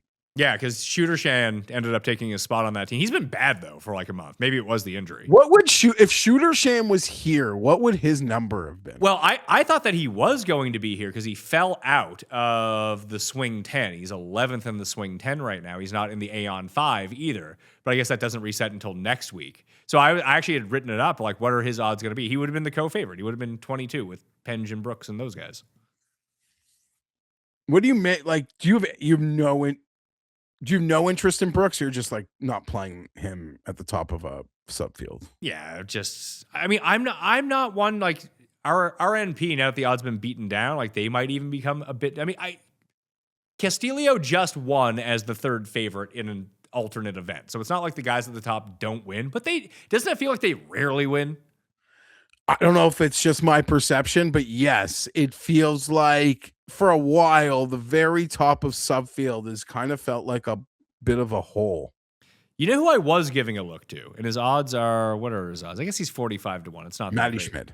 No, it was Austin Eckroat, who's starting to do his, I hit my irons great again. Oh, my distance is up and my accuracy is back. Can I make a few putts? Like, of the guys in this field not named Brooks, he's the guy who actually wins tournaments. And Aaron Rai is just sitting there. I know it's not like a typical Aaron Rai course, but like he, Brooks, and Max Grazerman might just be better than everybody else. Okay, so like taking that profile, like yeah, I mean you have Rai at 33, Cole 45. Yeah, but that feels disingenuous. Aaron Rai is so much better than Eric Cole, so much better. I agree that if Aaron Rye's 35, Cole probably shouldn't be 45. Yes, that's the point. And like Bez is 32. He's playing some better golf, but he too, with the same skill set as Aaron Rai, is not nearly as good as Aaron Rai.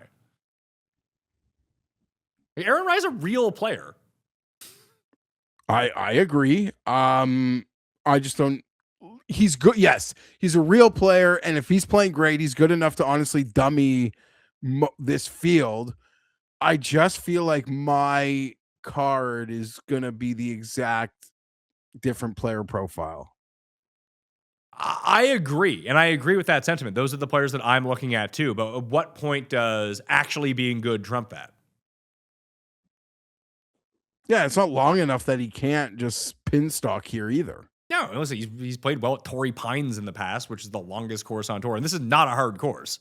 Like I said, just the winners have been the bomb and gouge type guys, but the guys that have finished right behind them have done an assortment of things. Like no one's accusing Mac Hughes of winning a long drive contest.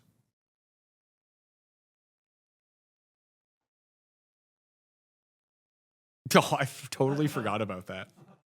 What? Was that on the Cut Sweat show, or was that before the Cut Sweat show when Cust thought that the whitest guy alive was Aaron Rai? It was before. That was before we went on air, wasn't it? He's like, oh, there's Aaron Rai. It's like, where? Like that guy? Yeah, I think it wasn't Bobby Mack because it wasn't someone with a boiler. It was like some short white guy. It was like Mike Weir.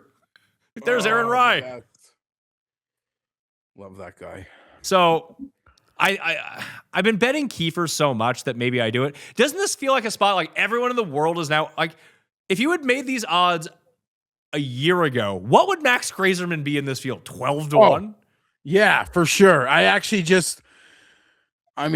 not looking at it, but I noticed. Yeah, I caught that 45-1 Grazerman. That would just be a hard pass for me.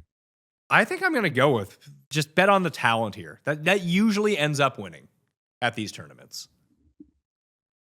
Like that's how people ended up on Fox here last year and Goddard. Like this guy is going to be better than everyone. Like 98% of this field just bet him this week at decent odds. Like you can make that case for. You can make that case for Blades Brown. You can make that case for Johnny Kiefer, maybe Smotherman, maybe David Ford.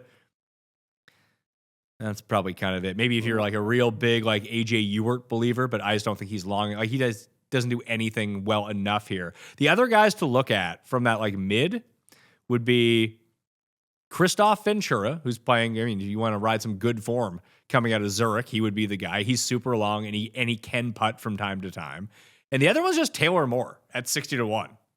Like, isn't this a perfect course for him? He chips it well, he putts it well, and he bombs it. My problem is, yes, that's probably like the better bet than some of the bets I'm going to make, but I'm just going to bet on like, I know myself. Like, I'll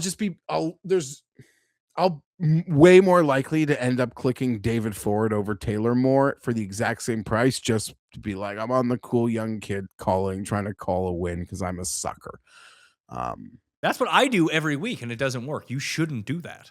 I sometimes I can't help myself in a subfield. I just know. Even Blades Brown, 65, I'd bet that over Taylor Moore. It's probably the better bet. It's just, Moore's won, and I like his skills for this course. I actually didn't even see Blades Brown yet. Do you know what the comp course is for the Myrtle Beach Dunes course? I should have asked you off the top, to be honest. TPC Toronto. Bah! Think about TPC Toronto in your mind. Doesn't it just stick out as like, oh yeah, you're just gonna bomb it wherever you want and hopefully you make some putts?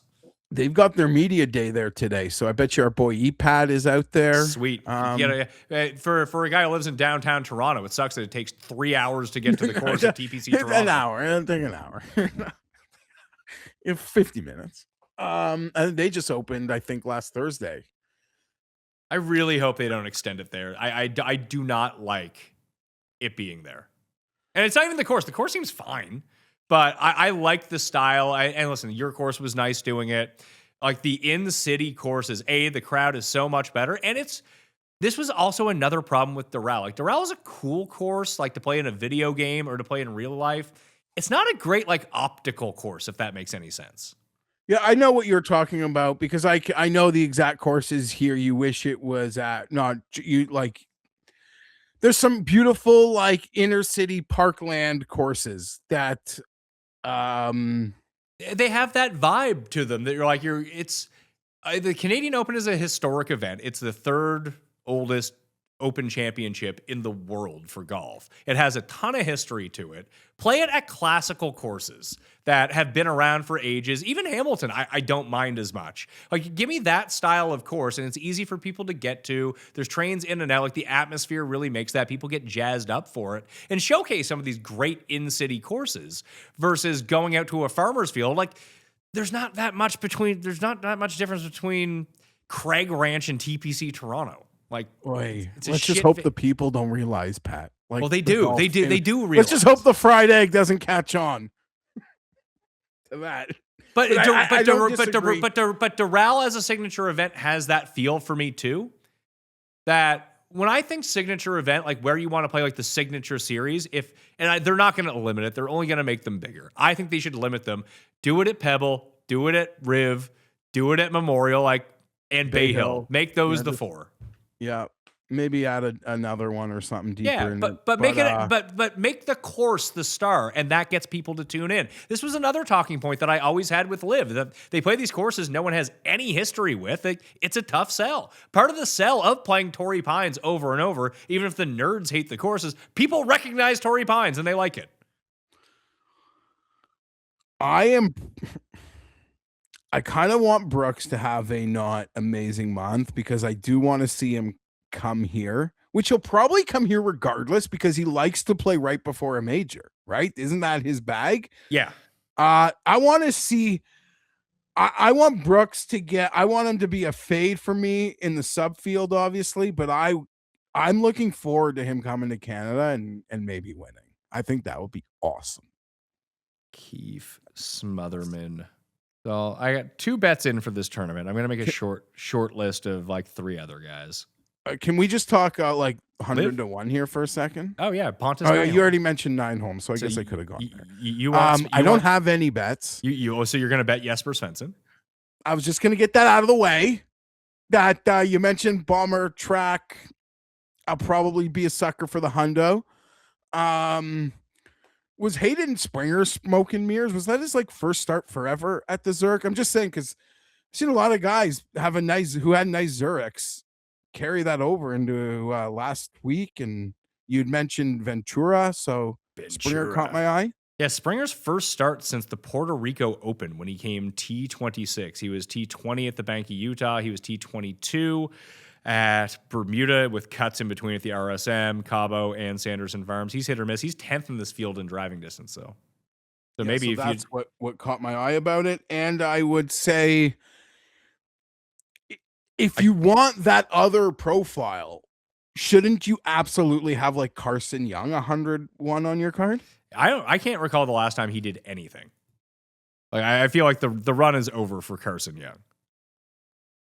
Well, maybe he's inspired by Cam Young. Yeah, listen, we're a long ways from which C Young is the better C Young.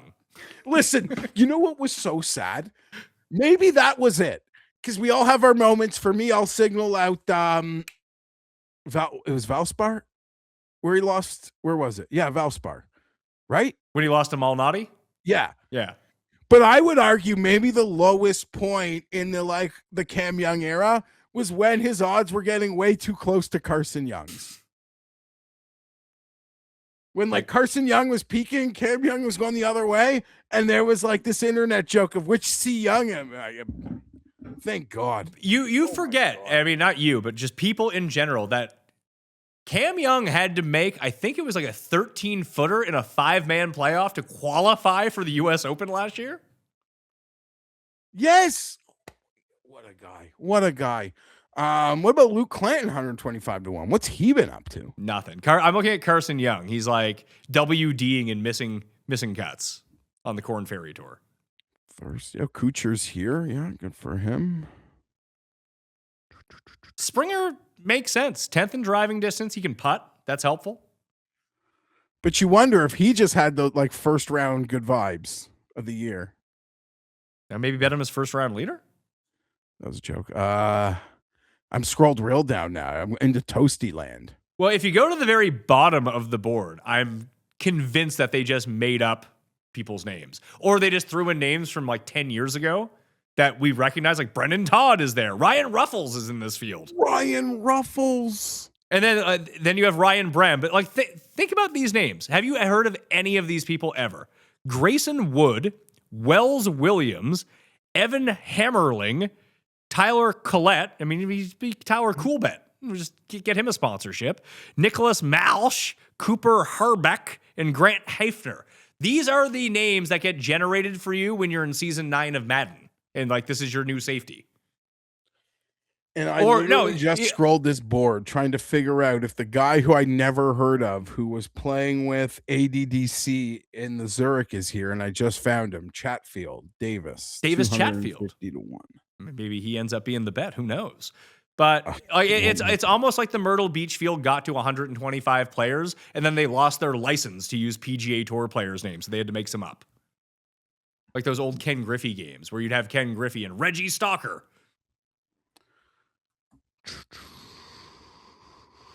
I'd just be naming names, but is Christo Lamprecht the really tall, lanky bomber? Yep. He just put him and Gordon Sargent together, and they can hit 8,000 miles and still make double bogey. I am more. If you told me I could only watch one of these events this week, I think I could pick this one. And that's not to say it'd be higher quality golf on a classic course, but I'm craving the mule class. Me too. See, people, not every event when you go to WrestleMania, Geoff, is the main event. Not every match. Yeah, you gotta yeah, of course. We've done this. You need the shitty events to make you miss the guys at the top. You need it. Yeah, I agree. Sort of what's happening, it just sort of feels like you're watching. Well, I guess playoffs are awesome. So when you see the same teams play a 7-game series. Yeah, that's a bit different because the stakes, they're becoming too much like LIV. This is one of the reasons that LIV failed right here. I know the PGA had to do it because they had to compete and save their stars and do all that stuff but figure out a way to essentially guarantee them money. But there's a reason LIV fucking failed because of this shit. That's very well said. And we hope they can figure it out. LIV is playing this week, by the way. Did you know that? No, but that means I don't have to wait for the PGA Championship to get, I guess, some quotes. So we got Rahm. This is in Virginia, LIV Virginia. Rahm plus 275, Bryson 7.5 to 1, Hatton 10 to 1. Then Dietrich is 12 to 1, Puig 14, and then Neiman is 16 to 1. I asked Vincenzo, what the fuck is going on with Neiman? He's like, he just can't putt this year. I think I'm just going to bet Neiman at 16 to 1. I think this might be the longest number I've ever seen on Neiman on LIV. I mean, yeah. He's in next week, right? Yes, he is in the PGA Championship. Because I looked, I just didn't know if like the books still have him at 40 to 1. And I'm like, you got to move that back for daddy. To lose money. Got to move that back. He's 65 to 1 at 365. Just like right now, I feel like I don't want to. I feel like because they screwed people over so hard at the Masters, Pat, and because there's just even like the stank around LIV is like stankier than ever.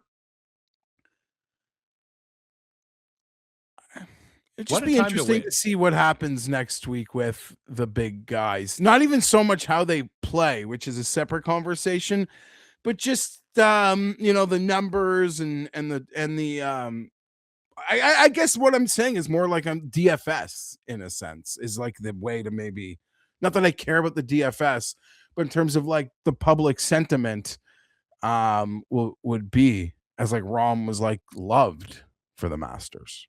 Sure. I think it would be very interesting if one of the LIV guys won the PGA Championship. Like what that would do to the discourse. I was almost going to save that for next week, but in turn, when we always like go to majors and like, what would be the most fun thing that can happen? As much as I fucking hate LIV, I don't even, that's documented. I love the draw. Like, I just love the tentacles that it creates in discourse that I would really enjoy someone winning next week. And if it is someone like God willing, be Hatton or like Neiman. You know what's awful? The data golf rankings. They're absolute dog shit. They're all, yeah. Like they're really bad. Did you know that Jake Knapp's better than Bryson? Well, I saw they have our boy Koivu at like 30 in the world or something. Good. Maybe so. That's what you wanted to say. You say you wanted to bet him to make the Ryder Cup team. Shh.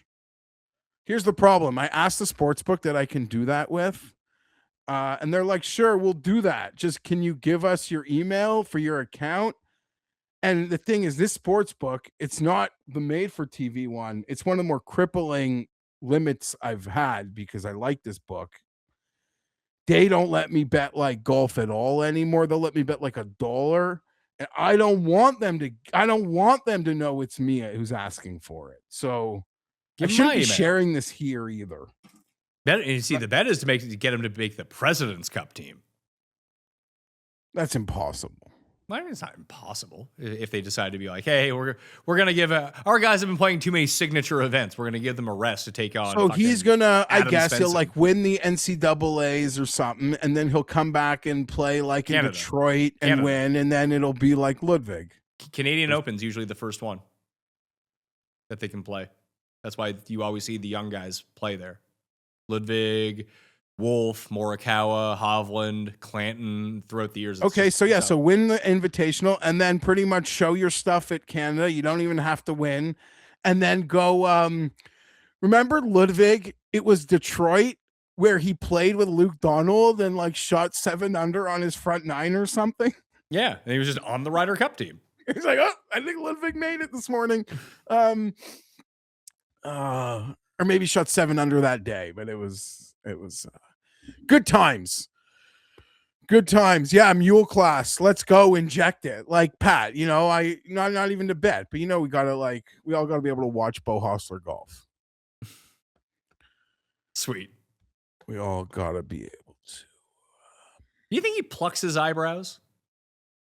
I don't know. He got big bushy eyebrows. He rocks the high crown, so he hides them even. But I guess he can't hide from the mugshot head photo. Cust really came out against the high crown visors. I think that's on the NFL show tonight too. I don't think so. But if he did it, I recently did it not around me because I won't stand for that. You got mad at him. Oh, me and Cust have had this visor conversation for a decade now, but he likes the Luke Donald, Victor Dubuisson, like European visor that might as well be like a women's visor. I disagree. It's just you need to have good hair to wear that. I would prefer that visor. No, the high crown is the hair visor. It's not. The high crown, as Cust pointed out, the high crown's for like old ladies. No. That's why Bo Hostler wears it. Go look at like vintage Brandt Snedeker in the high crown. And I rock the high crown. Dude, my pompadour be pumping.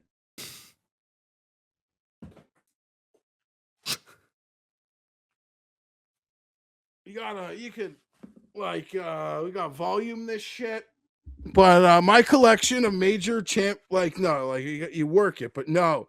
When you got not like mid hair. Sure, for mid hair, you might like, oh, I need those other visors. Oh, you're calling Dubuisson's hair mid? Please. When you've got but that's just the European style. So they like that like little women's Sean Payton wears it. It's fucking gross. I prefer those visors to that visor. Like you look like you're dealing cards on a cruise ship. Oh no, it fucking slaps. I'd have this fixed. No. There's actually it's on the other kind is literally unacceptable to me, especially in 2026. You do not even see them anymore on the PGA Tour. No. Well, there's not enough space to put all your logos on it. That's why Bo Hostler can get away. That's why Bo Hostler can get away with wearing a high crown because he has no sponsors. It's so European. Which is, I'm not going to lie to you. If I had to choose fashion between America or anywhere in Europe, give me Europe. No, Europe. Sure, there's a lot of things I'm not doubting, but it's this little flimsy. You might, like I said, just get a lady's visor. It'll do the same. Is there a differentiation between a men's and women's visor? Yeah, there actually is. The women's ones, they've got more, they got like a longer beak. Trust me, it's weird. I mean, the women can pull off the Ian Poulter, Luke Donald visor, but no, crown, no. High crown, tour high crowns. Oh, yeah. No.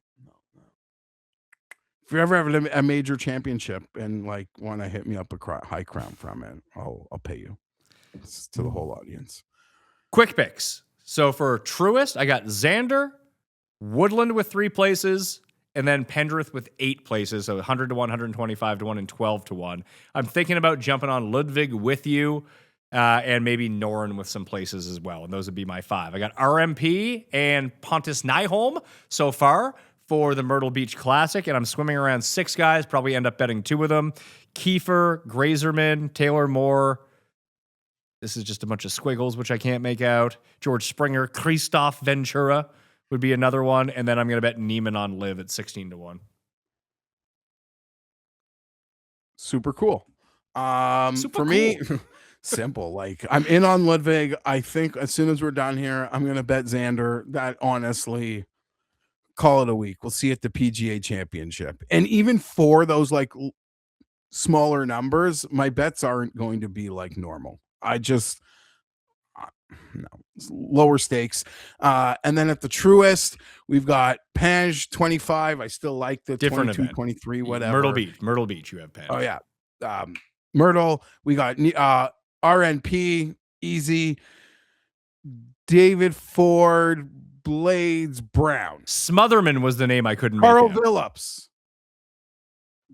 So Crazy Carl. Captain Phillips. He's the captain now. Phillips. So yeah, that's a 5-pack I'm about to have here for Europe for Myrtle. And I think I'm gonna add Johnny Kiefer. Oh, Myrtle's where I'm having fun. Myrtle's where I'm having fun.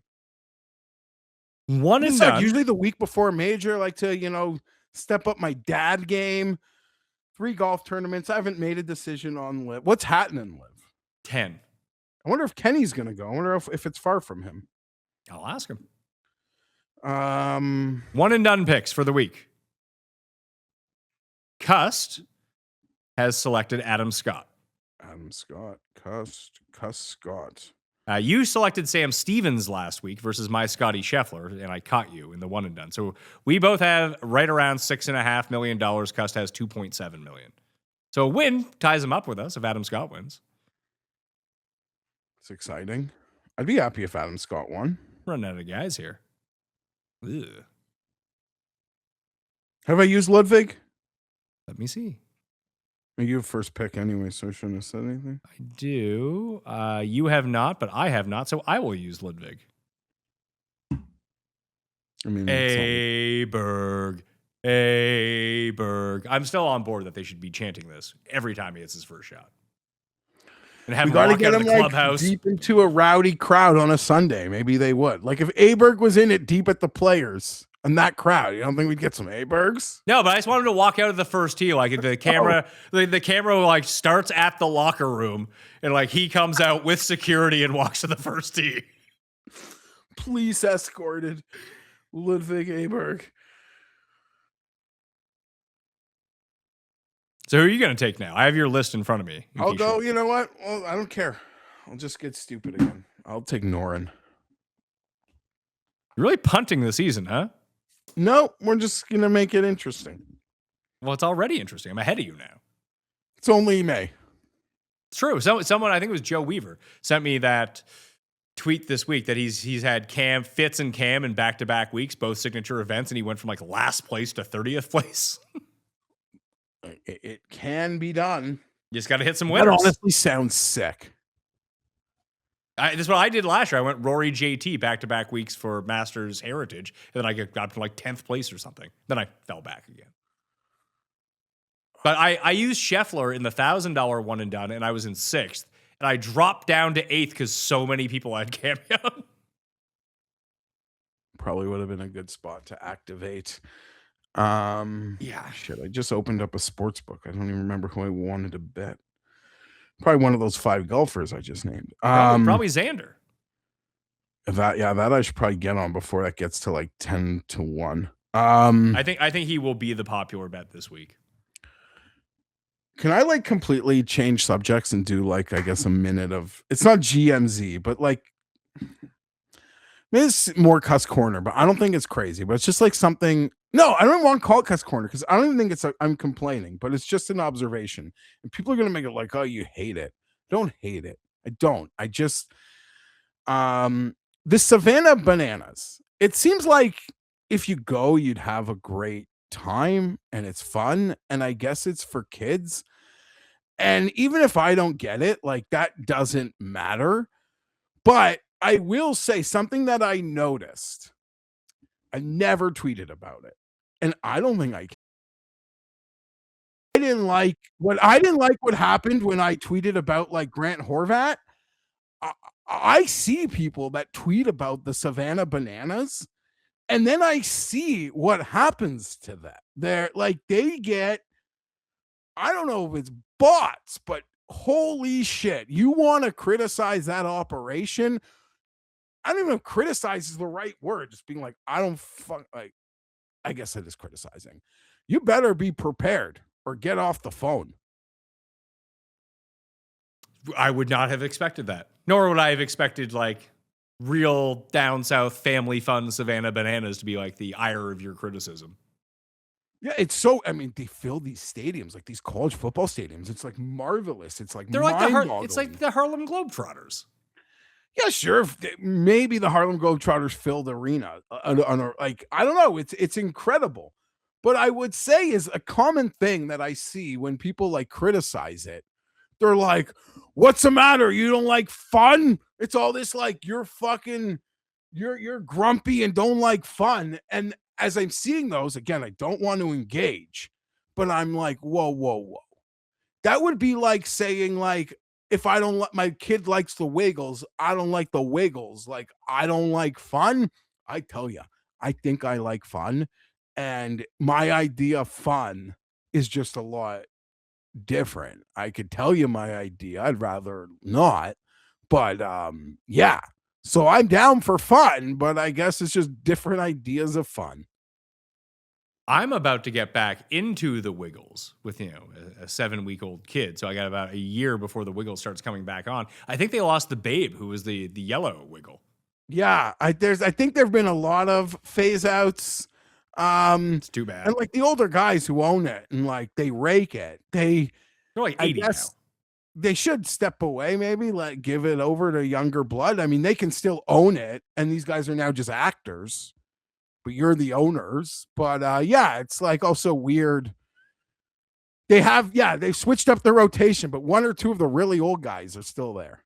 Okay. So a few familiar faces, but not that Babe. Emma. No, the redheaded Babe, Emma, she's gone. I think she actually was with the purple guy. She was with Lockie, but they had an acrimonious divorce. But they still had to work together. Yeah, I did. So I'm back when I was this was like 4 years ago when I was still back in the Wiggles phase. I don't know. I guess that was kind of pointless. But I just saw someone say something I agreed with about the Savannah Bananas, and then I saw them getting like torpedoed. Well, Russell Wilson just played for them, didn't he? Thick Russell Wilson. I didn't even know that. That's he did.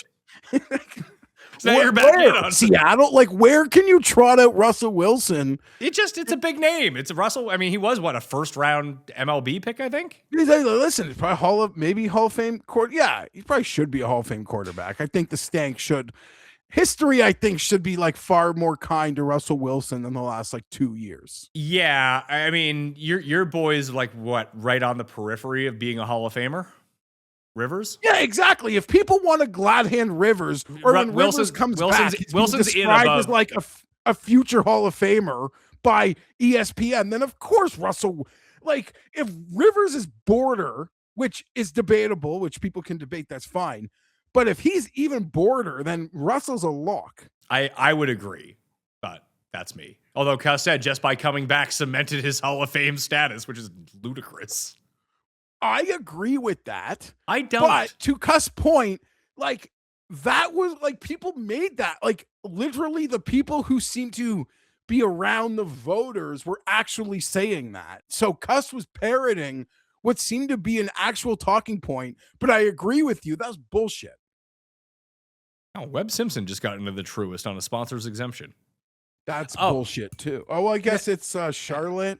Yeah, well, it's like when people were mad that Max Homa got another one. It's like, dude's won this tournament before, and he's playing again. Okay. You compared it to a wrestling card. He's like literally doing the dark match, welcoming people into the building. Yeah, it's like, hi, I am your greeter of the Truist Championship, Webb Simpson. I'll also be playing today if you want to come out and watch me. Pretty much. Like that's what these are. That people get it really twisted about what sponsors exemptions are actually for. They're more for boots on the ground type stuff rather than anything else. Well, I saw Finau got one this week. Yeah, of course. Yeah, again, because people who don't like really know, they'll see Tony Finau on the lineup sheet and they'll be like, "Ah, got to see Tony Finau." Some of it sometimes comes down to like a person who like wants to pay $20,000 to play in the pros. So man, I'd like to play with Finau. Get him in the field. Good enough. You're in. Who knows? And lastly, I'll retweet it because I always do every week at Quail Hollow. Shout out to greatest PGA Championship intro ever. That Ric Flair one from like, would that have been the JT win? The first JT win. The best. I'll watch it 3 times this morning, probably. On your no fun type thing, I brought my kid to go see, he wanted to go see the Mario movie again. So I was like, all right, I'll bring you again to go see the Mario movie. And twice when I've been there, there's been like 2 or 3 adults sitting together watching the Mario movie. I'm like, what's going on here? Kind of weird.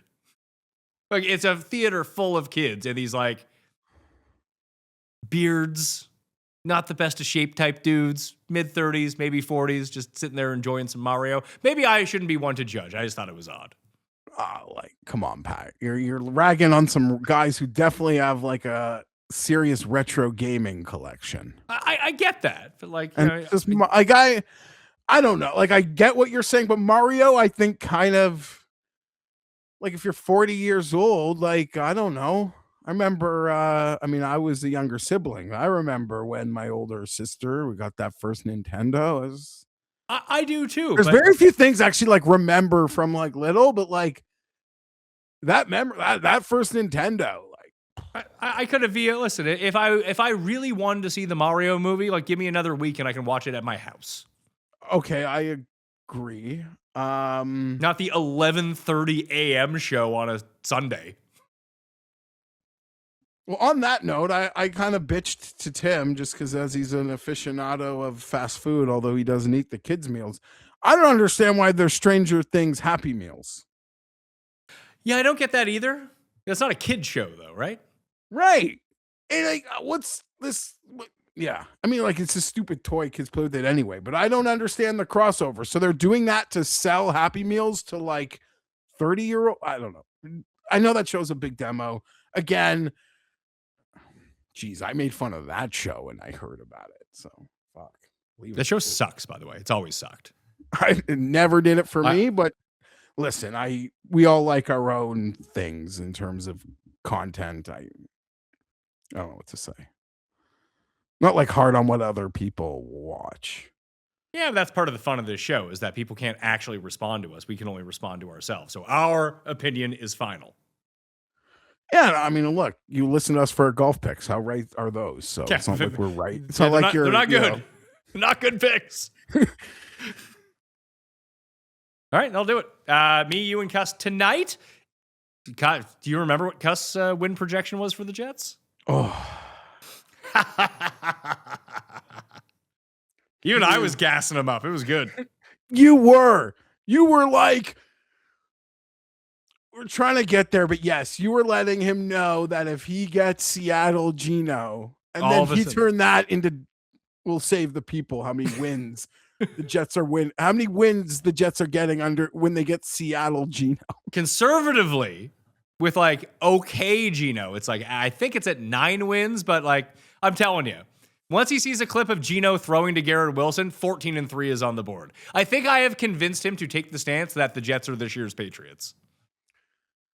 But he's also like convinced that the other teams, well, the Dolphins are their own thing, but he's also convinced that the arrow is going to hit Buffalo and New England down hard this year.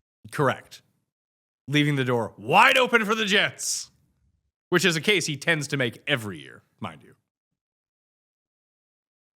He also had some really terrible takes on rewards points.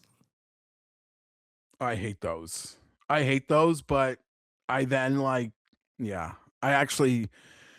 was a bit of a hypocrite because I saw something on the weekend on my phone and I was reminded of myself that I actually really do like to hoard my Jersey Mike's points. Well, there's not a Jersey Mike's around you. It's hard to hoard those. No, I do. No, they are around me now. Oh, are they? Oh. Yeah, there's a few. So I do hoard them.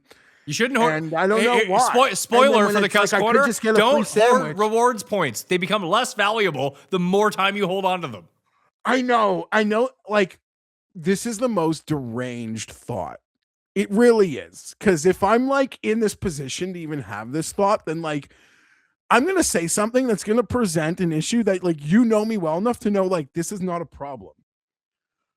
I'm just like, I'm going to lose like all my bets for months and I'm going to like have no money. I need a free sandwich. I don't mean losing all my bets. I mean like not having enough money to eat. I can lose golf bets for months on end. I've seen that happen before. But in my brain, I'm like, no, like I need to save these points for like when I'm down bad. Yeah. Well, that was essentially Cust's argument. He's like, well, what if I have no money and I need to eat at McDonald's? It's like, is that really going to happen to you? I think you have bigger concerns at that point than eating at McDonald's. Yeah. I don't know. He went to McDonald's when he wasn't hungry to eat. But you're right. They do decrease. I don't know. And that's not just Scotty Scheffler just committed to the 3M Open. Where is that before or after? I believe that is the week after the Open Championship. Maybe that means he's not playing Scotland this year. He's done with the Renaissance course. Okay, this is awesome for the people of Detroit. I'm just trying to think about why is that good for the people of Detroit? Oh, Minnesota. Sorry, Yeah. I mix up Rocket and Detroit. It's muck summer. Okay, so that's cool for Minnesota. I'm trying to think. Like the first thing my brain goes to when hearing that is like we're now like a week away from hearing about him being a brand advocate for 3M or something. That would make sense, actually. I don't know what else, especially where it is on the schedule. I don't even understand that. He's going to win a back-to-back Claire Jugs and then go to Minnesota? Yeah, he wants to get some of those tater tots. Cheese curds. Isn't that Quebec? Isn't that poutine you're talking about? Cheese curds?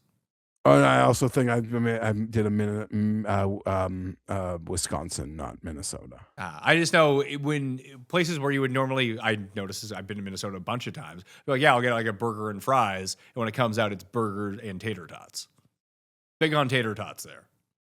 Honestly, is that an L? I think I could see that as a win. No, it's not an L. It's just, it's surprising. Yeah, it catches us off guard. Yeah, I like tater tots, so it's good, but just it's not something you expect when you order a burger and fries.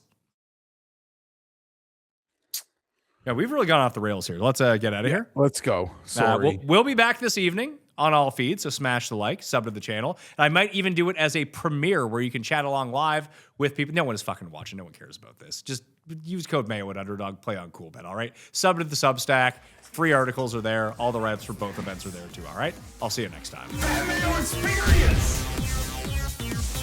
Experience!